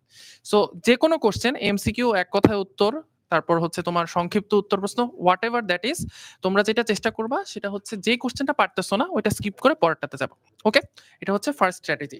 সেকেন্ডে, আমাদের পরীক্ষার হলে যেই জিনিসটাতে প্রবলেম হবে তোমাদের, সেটা হচ্ছে এমসিকিউ তোমরা সবই পারো, স্পেশালি ম্যাথমেটিক্যাল এবং ফিজিক্সের যে এমসিকিউ গুলো থাকবে সেগুলো তো তোমরা এমসিকিউর আনসার সবগুলোই পারবা, বাট টাইম ম্যানেজ করতে পারবা না। সো এটার জন্য তোমরা যেটা করবা, আমাদের প্রত্যেকটা ক্লাস তুমি যদি নাও করতে পারো, পরীক্ষার আগে হয়তো তুমি করতে পারবা না, আমাদের জাস্ট যে এমসিকিউ পার্টটা এবং সাজেশন পার্টটা এইটুকু অন্তত তুমি সলভ করে যাবা। ওকে, নেক্সটে আমাদের যে সংক্ষিপ্ত উত্তর কোশ্চেন গুলো আছে, এবং আমাদের এক কথা উত্তর তো সবগুলোই দিতে হয়, বাট সংক্ষিপ্ত উত্তর কোশ্চেনে আমাদের হচ্ছে সিলেক্ট করার অপশন থাকে, দেন হচ্ছে দৃশ্যপট নির্ভর, দৃশ্যপট বিহীন, এই কোশ্চেন গুলোতে আমাদের সিলেক্ট করার অপশন থাকে। এই অপশনগুলোতে তোমরা চেষ্টা করবা যেই কোশ্চেনগুলোতে ম্যাথ আছে এবং যেই কোশ্চেনগুলোতে ছবি আছে, যেমন ধরো ডিএনএর গঠন, এটা কিন্তু একদম পুরোপুরি ছবি, তুমি যদি পুরোপুরি ছবি আঁকতে পারো টিচার তোমাকে ফুল নাম্বার দিতে বাধ্য। তুমি যদি ফিজিক্সের ম্যাথ কমপ্লিটলি করতে পারো, টিচার তোমাকে নাম্বার দিতে বাধ্য। বাট তোমাকে যদি বলা হয় ব্যাপন প্রক্রিয়াটি ব্যাখ্যা করো, অভিশ্রবণ প্রক্রিয়া ব্যাখ্যা করো, বা ব্যাপন অভিশ্রবণের মধ্যে পার্থক্য লিখো, এখন এটা কিন্তু টিচারের মানে মুডের উপর নির্ভর করে, টিচার চাইলে তোমাকে ফুল মার্কস দিতেও পারেন, নাও দিতে পারেন। সো বড় কোশ্চেন গুলোতে ব্যাখ্যামূলক কোশ্চেন চেষ্টা করবা, যদি তুমি সব পারো তাহলে অ্যাভয়েড করার জন্য। কোন কোশ্চেন গুলো দিবা, যে কোশ্চেন গুলোতে প্রচুর ছবি দেওয়া যায়, যে কোশ্চেন গুলো ম্যাথমেটিক্যাল। এবার বায়োলজি, বায়োলজি অ্যাকচুয়ালি হচ্ছে কি, সায়েন্সের তো তোমাদের এখন সবগুলো একসাথে পড়ায়, ফিজিক্স, কেমিস্ট্রি, বায়োলজি। বায়োলজির চ্যাপ্টার গুলো অ্যাকচুয়ালি আমি নিজেই বলবো যে একদম লাস্টের দিকে আনসার করবা, কারণ বায়োলজিতে হচ্ছে যেহেতু ব্যাখ্যামূলক কোশ্চেন বেশি আসে, এটাতে নাম্বার কম ওঠে। বাট বায়োলজিতেও ফুল মার্কস তখনই তুমি পাবা যখন হচ্ছে তুমি ছবি দিতে পারবা। যেমন আমি জাস্ট একটা উদাহরণ দিই, তোমাকে বলা হবে প্রস্বেদন কেন উদ্ভিদের জন্য প্রয়োজন। এখন প্রস্বেদন কেন উদ্ভিদের জন্য প্রয়োজন, এখানে কিন্তু অ্যাকচুয়ালি ছবিটা ম্যান্ডেটরি না, বাট তারপরও তুমি তোমার বইয়ের মধ্যে যে প্রস্বেদন প্রক্রিয়ার ছবিটা আছে না, সেই ছবিটা এঁকে দিবে। তার মানে হচ্ছে তুমি জোর করে এনে হলেও বায়োলজির যে কোশ্চেনগুলো আনসার করবা ওগুলোর মধ্যে ছবি দেওয়ার চেষ্টা করবা। কারণ একটা টিচার যখন 50 থেকে 60টা খাতা দেখেন একসাথে, সবাই কিন্তু একই জিনিস লেখে, সবাই একই ম্যাথ করে, সবাই বায়োলজির ব্যাখ্যা একই লেখে, বাট যখন উনি দেখেন যে 50টা খাতার মধ্যে একটা মাত্র খাতা একটা ছবি আসছে, তখন ওই খাতাটার প্রতি ওনার হচ্ছে মাইন্ডসেটটা চেঞ্জ হয়ে যায়। সো আমাদের পরীক্ষার হলে মানে ইউনিক হওয়ার ট্রাই করতে হবে। ইউনিক হইলেই হচ্ছে তুমি একই জিনিস পড়ে অন্যান্যদের চেয়ে বেশি নাম্বার পাবা। ওকে, সো এই হচ্ছে মোটামুটি আমার স্পিচ। এখন আমি হচ্ছে আমাদের সবচেয়ে ফেমাস ডিপার্টমেন্ট, সেটা হচ্ছে ম্যাথ, এর রাকিব ভাই এবং অমিয়কে হচ্ছে ডেকে নিচ্ছি, এবং তার সাথে অর্পিতাকে ডেকে নিচ্ছি।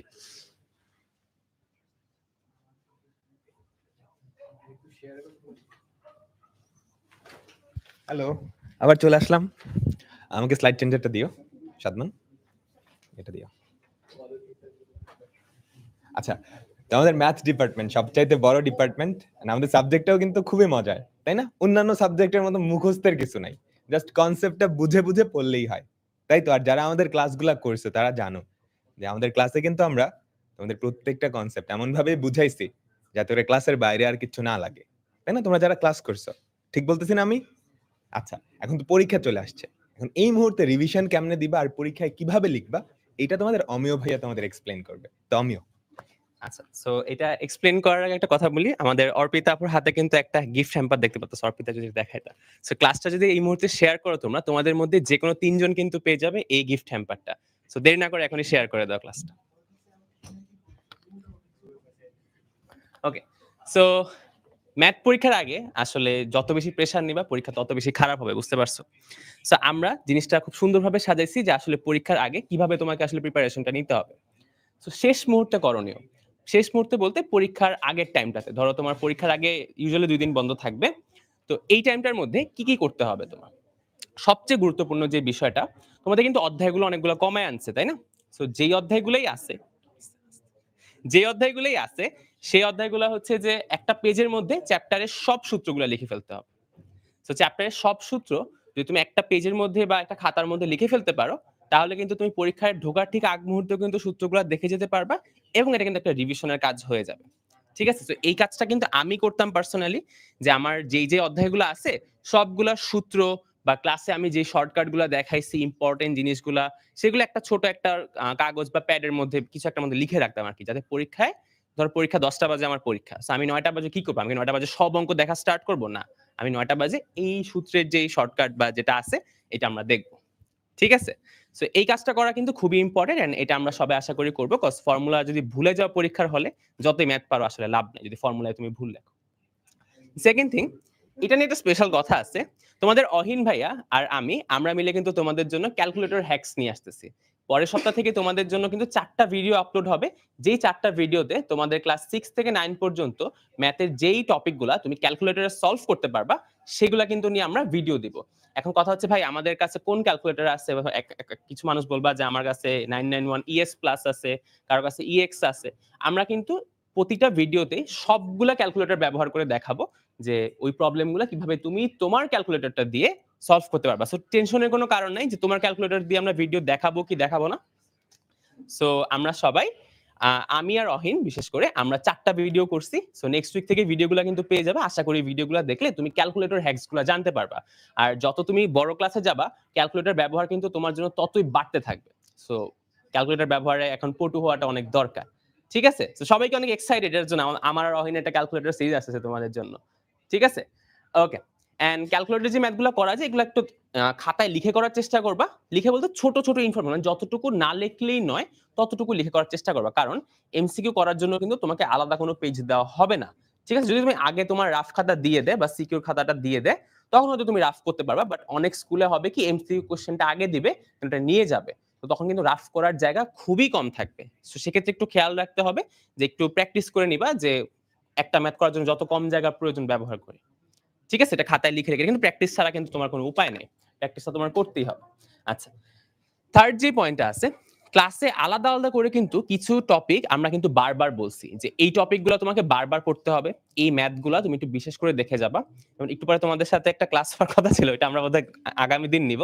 সো ক্লাসে কিন্তু আমরা সবসময় বলে দিই যে যেই টপিকগুলো আছে সেই টপিকগুলোর মধ্যে এটা ইম্পর্টেন্ট, এটা 3 স্টার টপিক, এটা 4 স্টার টপিক, এটা 1 স্টার টপিক, এরকম করে কিন্তু অনেক আমরা ডিভিশন করে দিই কোন টাইপের ম্যাথ বেশি করবা কোনটা কম করবা। সো ওইটা একটু দেখবা যে যেটা ভাইয়ারা ক্লাসে বেশি ইম্পর্টেন্ট বলতেছে ওই টাইপের অঙ্কটা আমরা পরীক্ষার আগের রাতে দেখে যাই। ঠিক আছে? পরীক্ষার আগের দিন বা আগের মুহূর্তে সব পড়ার দরকার নাই, পরীক্ষার আগে যদি 2-3 দিন বন্ধ থাকে সব দেখবা, বাট একদম আগ মুহূর্তে পরীক্ষার আগের রাতে এসে যেই টপিকগুলা বা যেই ম্যাথগুলা স্পেসিফিক্যালি আমরা বলছি ইম্পর্টেন্ট সেই ম্যাথগুলা দেখবা। আরেকটা বোনাস টিপ শেয়ার করি, আমি যখন স্টুডেন্ট ছিলাম তোমাদের বয়সে ছিলাম, আমি আসলে সব ম্যাথ দেখে যাইতাম না, আমি কিছু ম্যাথ মার্ক করে রাখতাম, আমি কোন কোন ম্যাথগুলা মার্ক করতাম বা তোমরা কোন কোন ম্যাথ মার্ক করবা। সব ম্যাথ কিন্তু তুমি পারো, আবার সব ম্যাথ কিছু কিছু ম্যাথ তুমি পারো না, এরকম ম্যাথ আছে। তো যেই ম্যাথগুলা তুমি ক্লাসে সলভ করতে গিয়ে ভুল করছো বা আমাদের এক্সামগুলোর মধ্যে এমসিকিউ করে ভুল করছো সেগুলো একটু দেখবা। ঠিক আছে? আর তুমি যেগুলো একবার পারছো এন্ড মানে মোস্ট প্রবাবলি তুমি পরের বার পরীক্ষা দিলেও পারবা, কিন্তু যেগুলো ভুল করছো সেগুলো তুমি দেখে যাও, তাহলে কিন্তু পরীক্ষার হলে ওই টাইপের প্রশ্নগুলো আর ভুল করার কোনো সুযোগ থাকবে না। ঠিক আছে? সো যেগুলো ভুল করছো বা ক্লাসে করতে গিয়ে মনে হয়েছে এই অঙ্কটা একটু প্যারা খাইতেছি করতে, সেই অঙ্কগুলা তুমি একটু আবার দেখে যাবে পরীক্ষার আগে। ঠিক আছে? ওকে। এন্ড লাস্টে ম্যাথের ছোটখাটো ক্যালকুলেশন ভুল, এটা কিন্তু অনেকেরই হয়, 2 থেকে 2 বাদ দিয়ে 4 লিখে দিছে, এরকম কিন্তু করে আসবে পরীক্ষার হলে গিয়ে। ঠিক আছে? এই কাজ করলে কিন্তু বলবা যে মামা পরীক্ষা সেই হয়েছে, কিন্তু পরীক্ষার রেজাল্টে তো সেই খবর থাকবে না। সো সবাই ক্যালকুলেশনগুলো চেক করবা আর পরীক্ষাটা একটু ঠান্ডা মাথায় দেওয়ার চেষ্টা করো, কারণ ম্যাথ পরীক্ষা তো মানে অনেক লিখে ভাষায় ফেলতে হবে না, ঠিক আছে? এখন বাংলা ডিপার্টমেন্টের কথা না বলি এখানে, মানে একটু লিখে ভাষায় ফেলার কিছু নাই, বুঝছো? ম্যাথে এত আসলে লেখা লাগে না, বাংলা ইংলিশে লেখার দরকার নেই। যতটুকু ম্যাথ করবো অতটুকুর মধ্যে মার্কস কিন্তু দিয়ে দিবে, ঠিক আছে? এই জন্যই আর কি ম্যাথ রয়্যাল ডিপার্টমেন্ট। যাই হোক, সো ছোটখাটো ক্যালকুলেশনের ভুলটা যাতে না হয় দেখবা, তাহলে দেখবা অল্প মধ্যে করে বেশি মার্কস পেয়ে যাইতেছে, ঠিক আছে? আর পূর্ণাঙ্গ মনোযোগ রাখতে হবে, মনোযোগ যদি কম থাকে তাহলে কিন্তু ছোটখাটো ভুল হওয়ার চান্সেস অনেক বেড়ে যাবে। ওকে, অলরাইট। আর খাতায় উপস্থাপন, অনেকে আসলে আমরা ম্যাথ করেও মানে অনেক সময় দেখা যায় ফুল মার্কস আসতেছে না, বা টিচার কিন্তু একসাথে শুধু তোমার খাতাটা দেখতেছে এরকম না, টিচাররা কিন্তু অনেক খাতা দেখতেছে, ঠিক আছে? তো টিচার যদি তোমার ম্যাথের মধ্যে কোনো কিছু না দেখে, তার কিন্তু টাইম নাই যে খুঁজে খুঁজে দেখার ওই ইনফরমেশনটা কোথায় বা কোত্থেকে এটা আনছে। যতটুকু ছোটভাবে করা যায় করে জাস্ট আনসারটা লিখবে এক কথায় উত্তরে, ঠিক আছে? আগে কিন্তু এক কথায় উত্তরটা ছিল না, এটা কিন্তু নতুন এডিশন হয়েছে তোমাদের নিউ কারিকুলামের এক্সামে। সো এক কথায় উত্তর লেখার ক্ষেত্রে তোমরা প্লিজ, আমি রিকোয়েস্ট করতেছি, একটা আনসারটাই জাস্ট লিখবা, ঠিক আছে? ক্যালকুলেশন, রাফ ক্যালকুলেশন করে নিবা। বুঝতে পারছো সবাই এটা? আশা করি এটা বুঝতে পারছো, ঠিক আছে? ওকে, এখন দেখো সংক্ষিপ্ত রচনামূলক প্রশ্নের উত্তরের ক্ষেত্রে প্রথমেই যে ডাটাগুলো দেওয়া থাকবে, মানে কিছু মান তো কোশ্চেনে দেওয়া থাকবে, তাই না? তোমার কাজ হবে এই সবগুলা মান আগে খাতায় লেখা, ঠিক আছে? সবগুলো মান সুন্দর করে খাতায় লিখবা দেয়া আছে দিয়ে, ঠিক আছে? আর লেখাটা স্পষ্ট করে লেখার চেষ্টা করবা।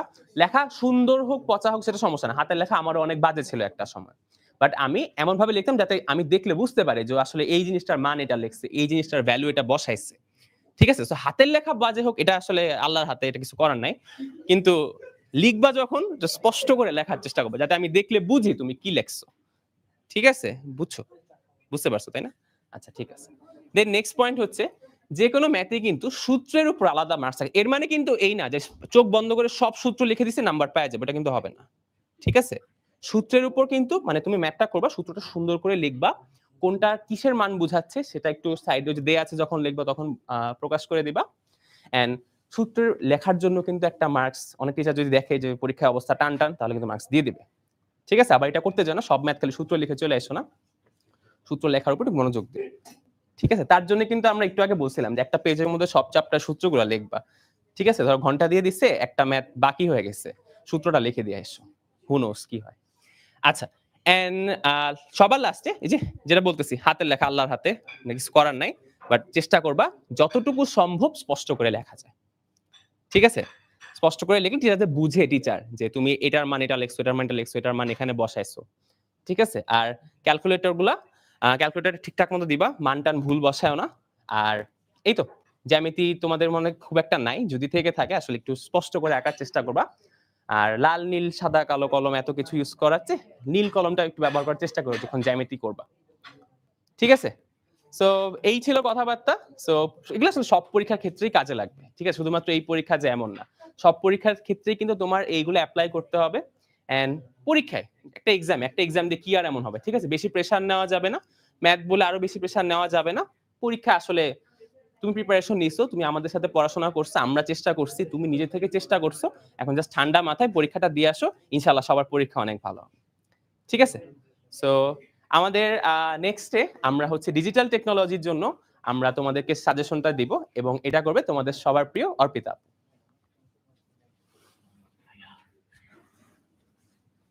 আচ্ছা, আমি একটু চলে আসলাম, তো তোমরা একটু ওয়েট করো। হ্যাঁ, আমাদের সাজেশন দেওয়ার পর আমি তোমাদের একটা জিনিস দেখাবো, খুবই এক্সাইটিং একটা জিনিস। আর আরেকটা অ্যানাউন্সমেন্ট আছে, তোমাদের আজকের ক্লাসগুলো হবে না, তোমরা যেহেতু আজকে গাইডলাইনটা নিচ্ছ, আমরা নেক্সট ডে মানে শনিবারে আজকের ক্লাসগুলো নিয়ে নিব, ঠিক আছে? তো আগামী শনিবারেই কিন্তু আমাদের বিএমপির সবগুলো ক্লাস শেষ হয়ে যাচ্ছে। ওকে, তো এখন অর্পিতাকে ডিজিটাল টেকনোলজি তোমাদের যেই সাজেশনগুলো এবং গাইডলাইনগুলো সেগুলো দেওয়ার জন্য অনুরোধ করতেছি।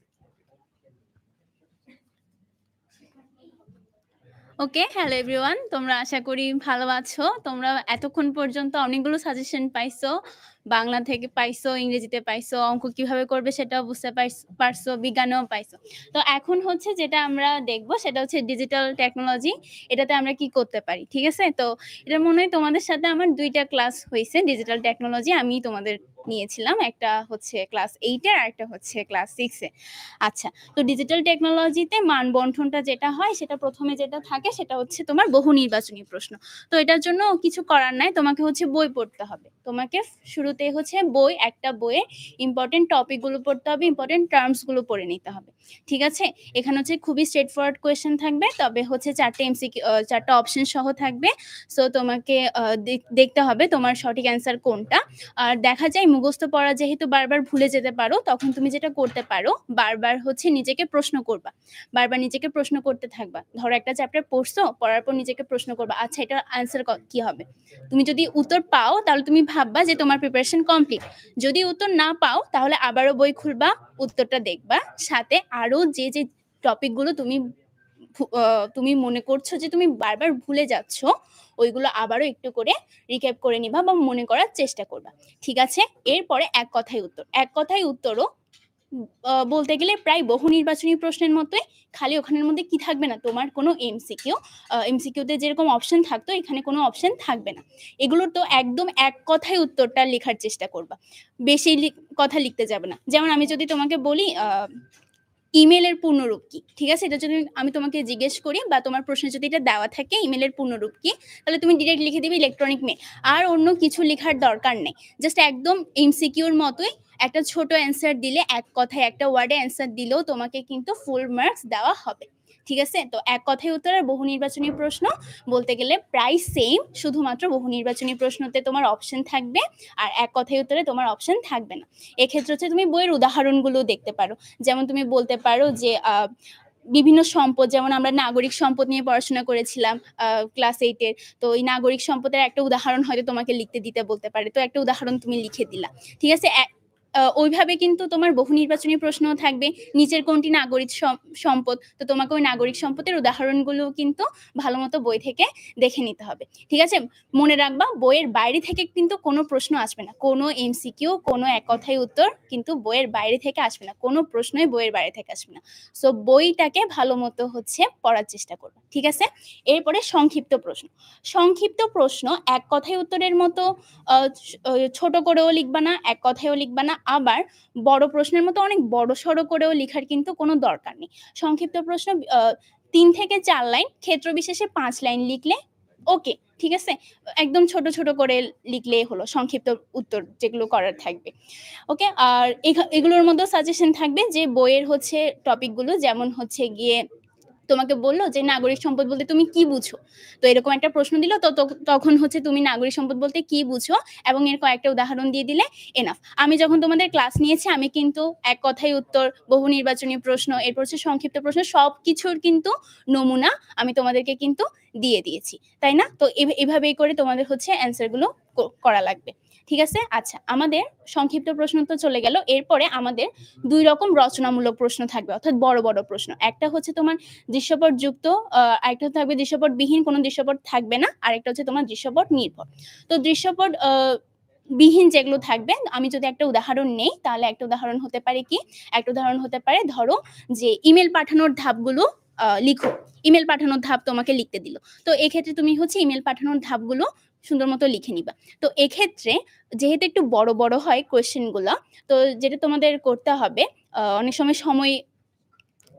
সময় হচ্ছে কুলিয়ে উঠতে পারো না, বা অনেক সময় বুঝতে পারো না যে আর কত লিখতে হবে, বা তোমার হচ্ছে আইডিয়া শেষ হয়ে গেল বাট খাতার পেজ পুরালো না। তো এটার জন্য যেটা করতে পারো সেটা হচ্ছে পয়েন্ট আকারে হচ্ছে জিনিসগুলোকে লিখতে পারো, 1 2 3 4 করে করে জিনিসপাতিগুলোকে লিখতে পারো। এতে করে কি হবে, টিচার তোমার হচ্ছে কুইক স্ক্যান করতে পারবে যে তুমি অ্যাকচুয়ালি কি লিখতে চাইছো, কি বলতে চাইছো, এটা কিন্তু কুইক স্ক্যান করতে পারবে, সাথে তোমার লেখাটাও কিন্তু খুব তাড়াতাড়ি হয়ে যাবে।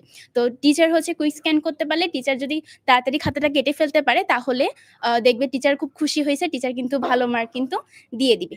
ওকে? এরপর দৃশ্যপট নির্ভর প্রশ্ন যেগুলো আছে এগুলোর জন্য তোমরা কি করবা, এগুলোর জন্য হচ্ছে বইয়ের যে গল্পগুলো তোমাদের দেওয়া ছিল বিভিন্ন সেশনের শুরুতে, কতগুলো কিন্তু গল্প দেওয়া ছিল, তো এই গল্পগুলো পড়বা, দেখবা ওই গল্পগুলো ওই সেশনের সাথে কিভাবে সম্পর্কিত ছিল। ওই সেশনের মতোই কিন্তু কি থাকবে, সেশনের গল্পগুলোর মতোই তোমার দৃশ্যপটগুলো থাকবে।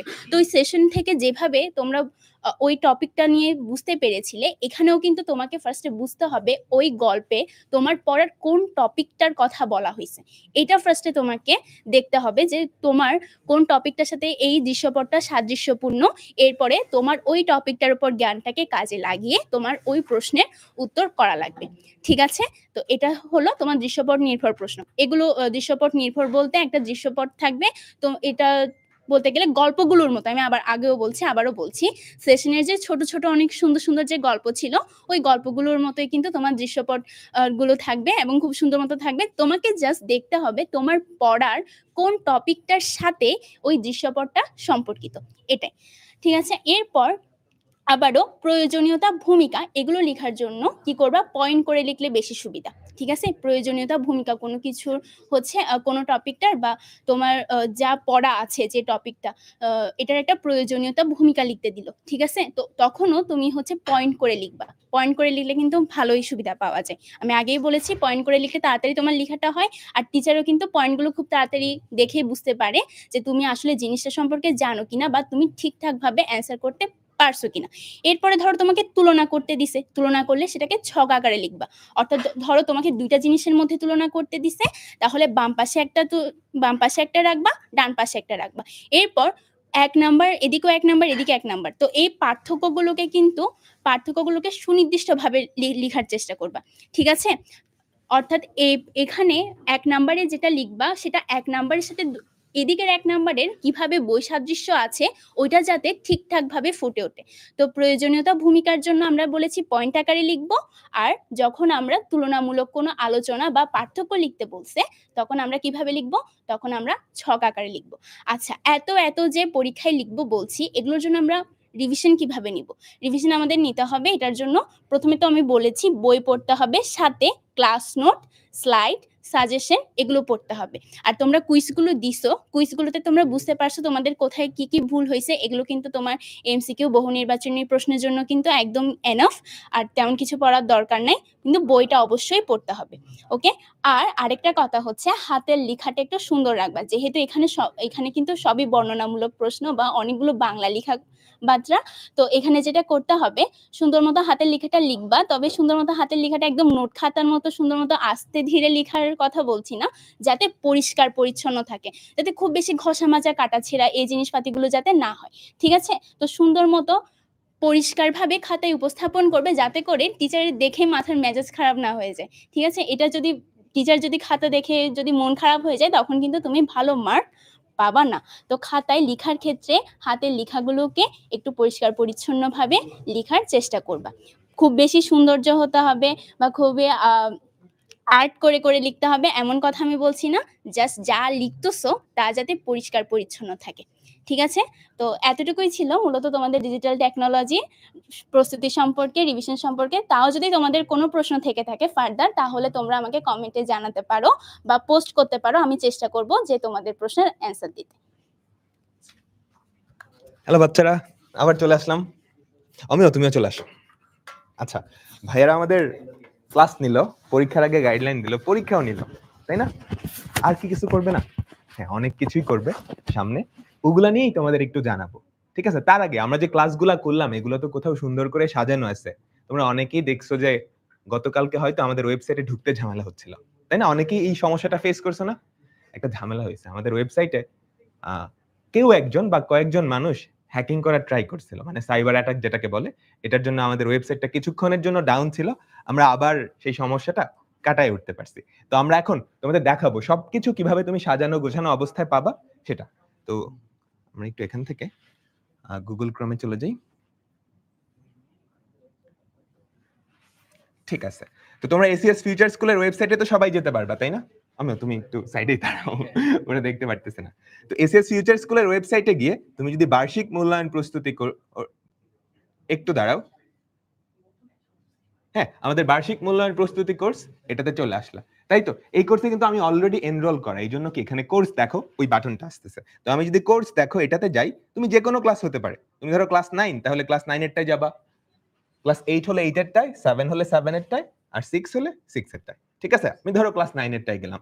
তারপর এইখানে দেখো কোর্স দেখো বাটন, তুমি যদি এই বাটনটায় চলে যাও তাহলে যেটা হবে, আমাদের যতগুলা ক্লাস হয়েছে তোমাদের বার্ষিক পরীক্ষার পূর্ণাঙ্গ সিলেবাসের উপর সবগুলা ক্লাস একদম সাবজেক্ট ওয়াইজ সাজানো আছে। দেখো, বাংলাতে তাসমিয়া আপুর ক্লাস, আবিদা আপুর ক্লাস, ইংলিশে ওমর ভাইয়া, মাহিন ভাইয়া, তারপর ম্যাথমেটিক্স, আমি ম্যাথমেটিক্সটাই দেখাই। হ্যাঁ, আচ্ছা, আমার ক্লাসটাই দেখাই, অনুক্রম ও ধারা। তো তুমি যাওয়ার পর দেখো এখানে কিন্তু আমাদের ক্লাসটা আছে।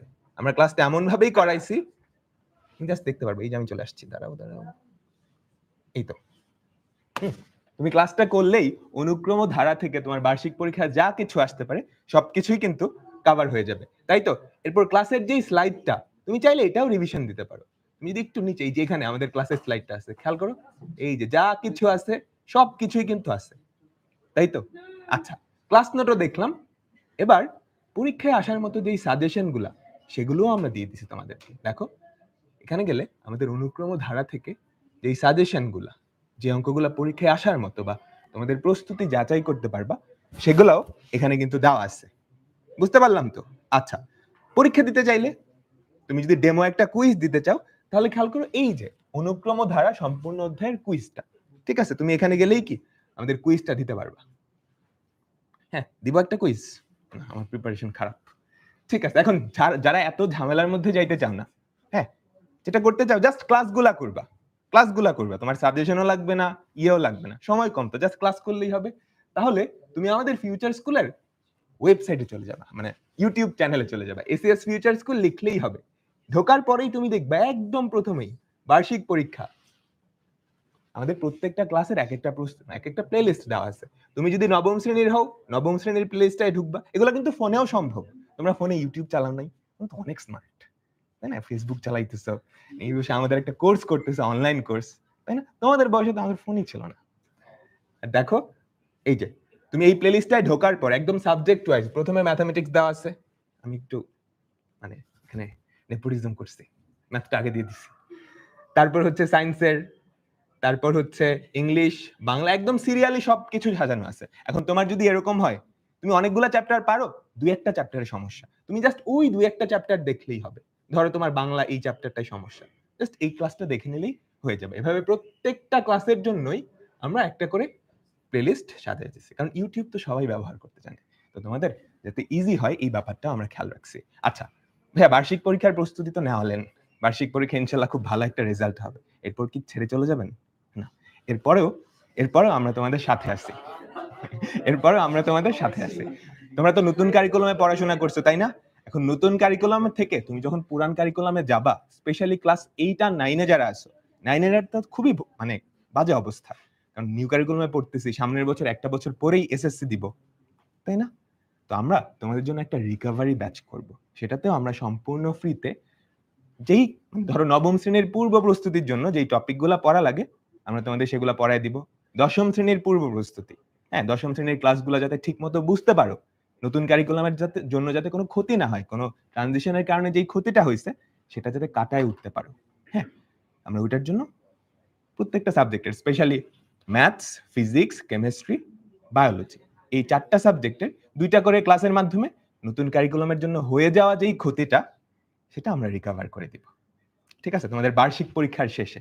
আর বার্ষিক পরীক্ষার শেষে তুমি যখন সামনের বছর উঠবা 2025 সালে, তখন আমরা তোমাদের পুরা পড়াশোনার যে সলিউশনটা, এটা সব একটা জায়গায় নিয়ে আসবো। তো ওটা যদি দেখতে চাও, তোমাকে যেটা করতে হবে, যে কোনো একটা ব্রাউজারে গিয়ে এসিএস ফিউচার স্কুল লিখে সার্চ দিতে হবে আমাদের ওয়েবসাইটে। ঠিক আছে, ধরো এটা হচ্ছে আমাদের ওয়েবসাইট। এখন তুমি যদি এই উপরটায় খেয়াল করো, একাডেমিক প্রোগ্রাম, ফোনেও কিন্তু তুমি দেখতে পারো এই একাডেমিক প্রোগ্রাম 2025, এটা মানে কি? আমি একটু ঢুকলাম, এটাতে যাওয়ার পর তুমি যেটা দেখতে পারবা, এটা হচ্ছে সামনের বছর তুমি যেই ক্লাসেই উঠো না কেন, ওই ক্লাসের পড়াশোনার সমস্ত সলিউশন আমি এই প্রোগ্রামটাতে দিয়ে দিব। আমরা এই প্রোগ্রামটাতে দিয়ে দিব। কারা ক্লাস নিবে? তোমরা বার্ষিক পরীক্ষার প্রস্তুতি যাদের ক্লাস পাইছো সবাই এখানে ক্লাস নেবে। তোমরা তো সবার ক্লাস করছো, তাই না? আচ্ছা, এখন এটার কিন্তু প্রি বুক অলরেডি স্টার্ট হয়ে গেছে। হ্যাঁ, তো প্রি বুক করতে হলে যেটা করতে হবে, তুমি খেয়াল করো, এখানে দুইটা অপশন আছে, একটা হচ্ছে ডেমো দেখো, আর একটা হচ্ছে প্রি বুক। তোমাকে উপরে খেয়াল করো, এই ট্যাবটাতে ক্লাস 6, ক্লাস 7, ক্লাস 8, ক্লাস 9। ধরো আমি এখন ক্লাস 6 এর স্টুডেন্ট, তাহলে সামনের বছর আমি কোন ক্লাসে উঠবো? ক্লাস 7 এ। তাহলে আমি কোনটার একাডেমিক প্রোগ্রামে এনরোল করব? ক্লাস 7 এ। তো আমি যেটা করব, ক্লাস 7 এর ট্যাবটায় যাব, গেলাম, তারপর আমি এখানে প্রি বুক লিখব। আমাকে ফার্স্টে ফোন নাম্বার দিয়ে একটু লগ ইন করতে হবে। আমাকে কারো ফোন নাম্বারটা একটু 015221771388।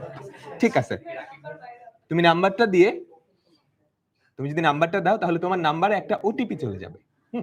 তোমার নাম্বারে একটা ওটিপি চলে যাবে। আমাকে একটু ওটিপিটা জানাও তো। 314243। ঠিক আছে, তারপর তুমি লগ ইন করলা। ঠিক আছে, আমি এগিয়ে যাও। দেখো আমাদের স্টুডেন্টের নাম হচ্ছে সায়েম।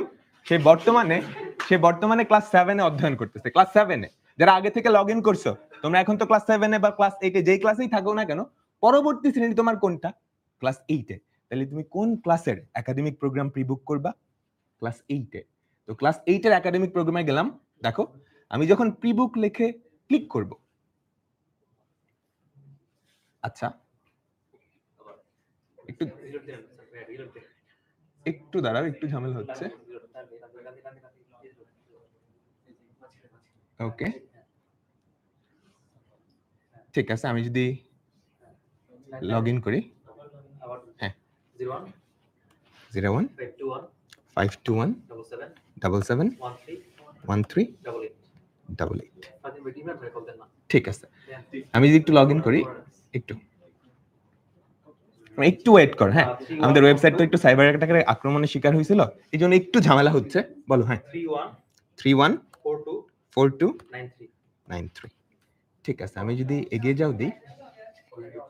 আচ্ছা ঠিক আছে, এখন দেখো আমি যদি লগ ইন তো করলাম,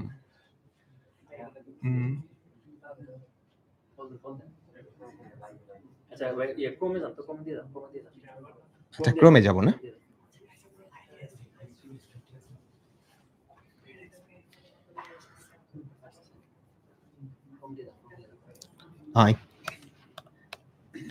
ঠিক আছে, আমরা একটু গুগল ক্রোম দিয়ে, ঠিক আছে। তো তোমরা ACS ফিউচার স্কুল লিখে একটু সার্চ দাও। ACS স্কুল ডট, ঠিক আছে। আমরা যদি আমাদের ওয়েবসাইটে যাই,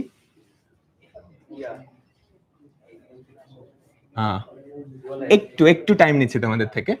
তো দেখো আমি একটু লগ ইন করে ফেলি। আমরা গুগল ক্রোম এই ব্রাউজারটা দিয়ে যাব। ফোন নাম্বারটা আমাকে একটু দিবা সাইম। 01521771388। ঠিক আছে, তো তুমি ফোন নাম্বারটা দিলে তোমার একটা ওটিপি দিয়ে দিবে। তোমরা অলরেডি যারা বার্ষিক পরীক্ষার প্রস্তুতি করতেছিল তারা কিন্তু সবাই এই জার্নিটা গো থ্রু করছো, তাই না? আমাকে একটু ওটিপিটা বলো।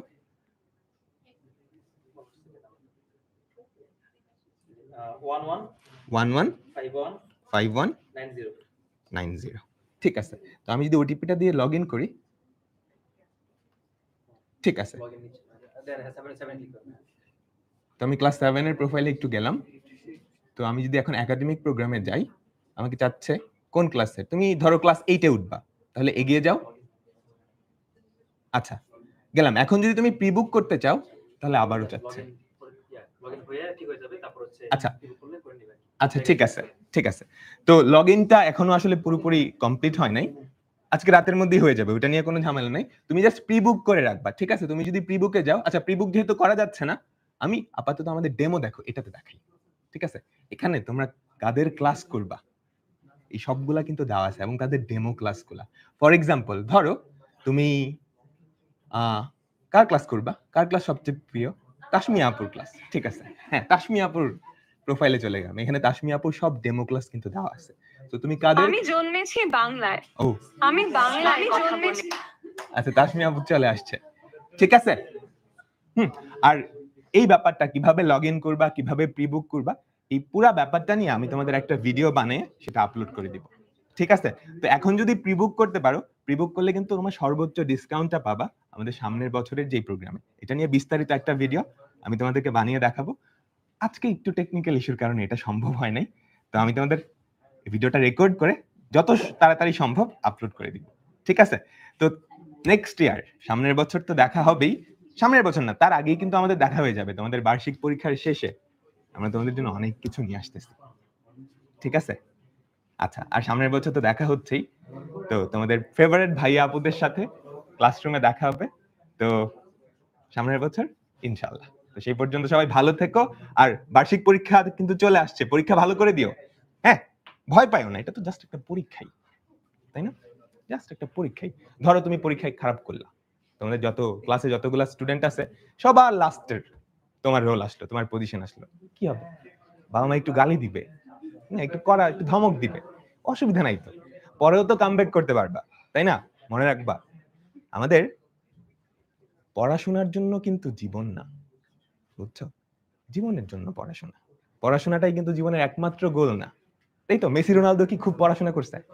তাই না? ওরে তো এখন সবাই চিনে, তাই না? ঠিক আছে। তো নেক্সট ইয়ার দেখা হচ্ছে। আল্লাহ হাফেজ।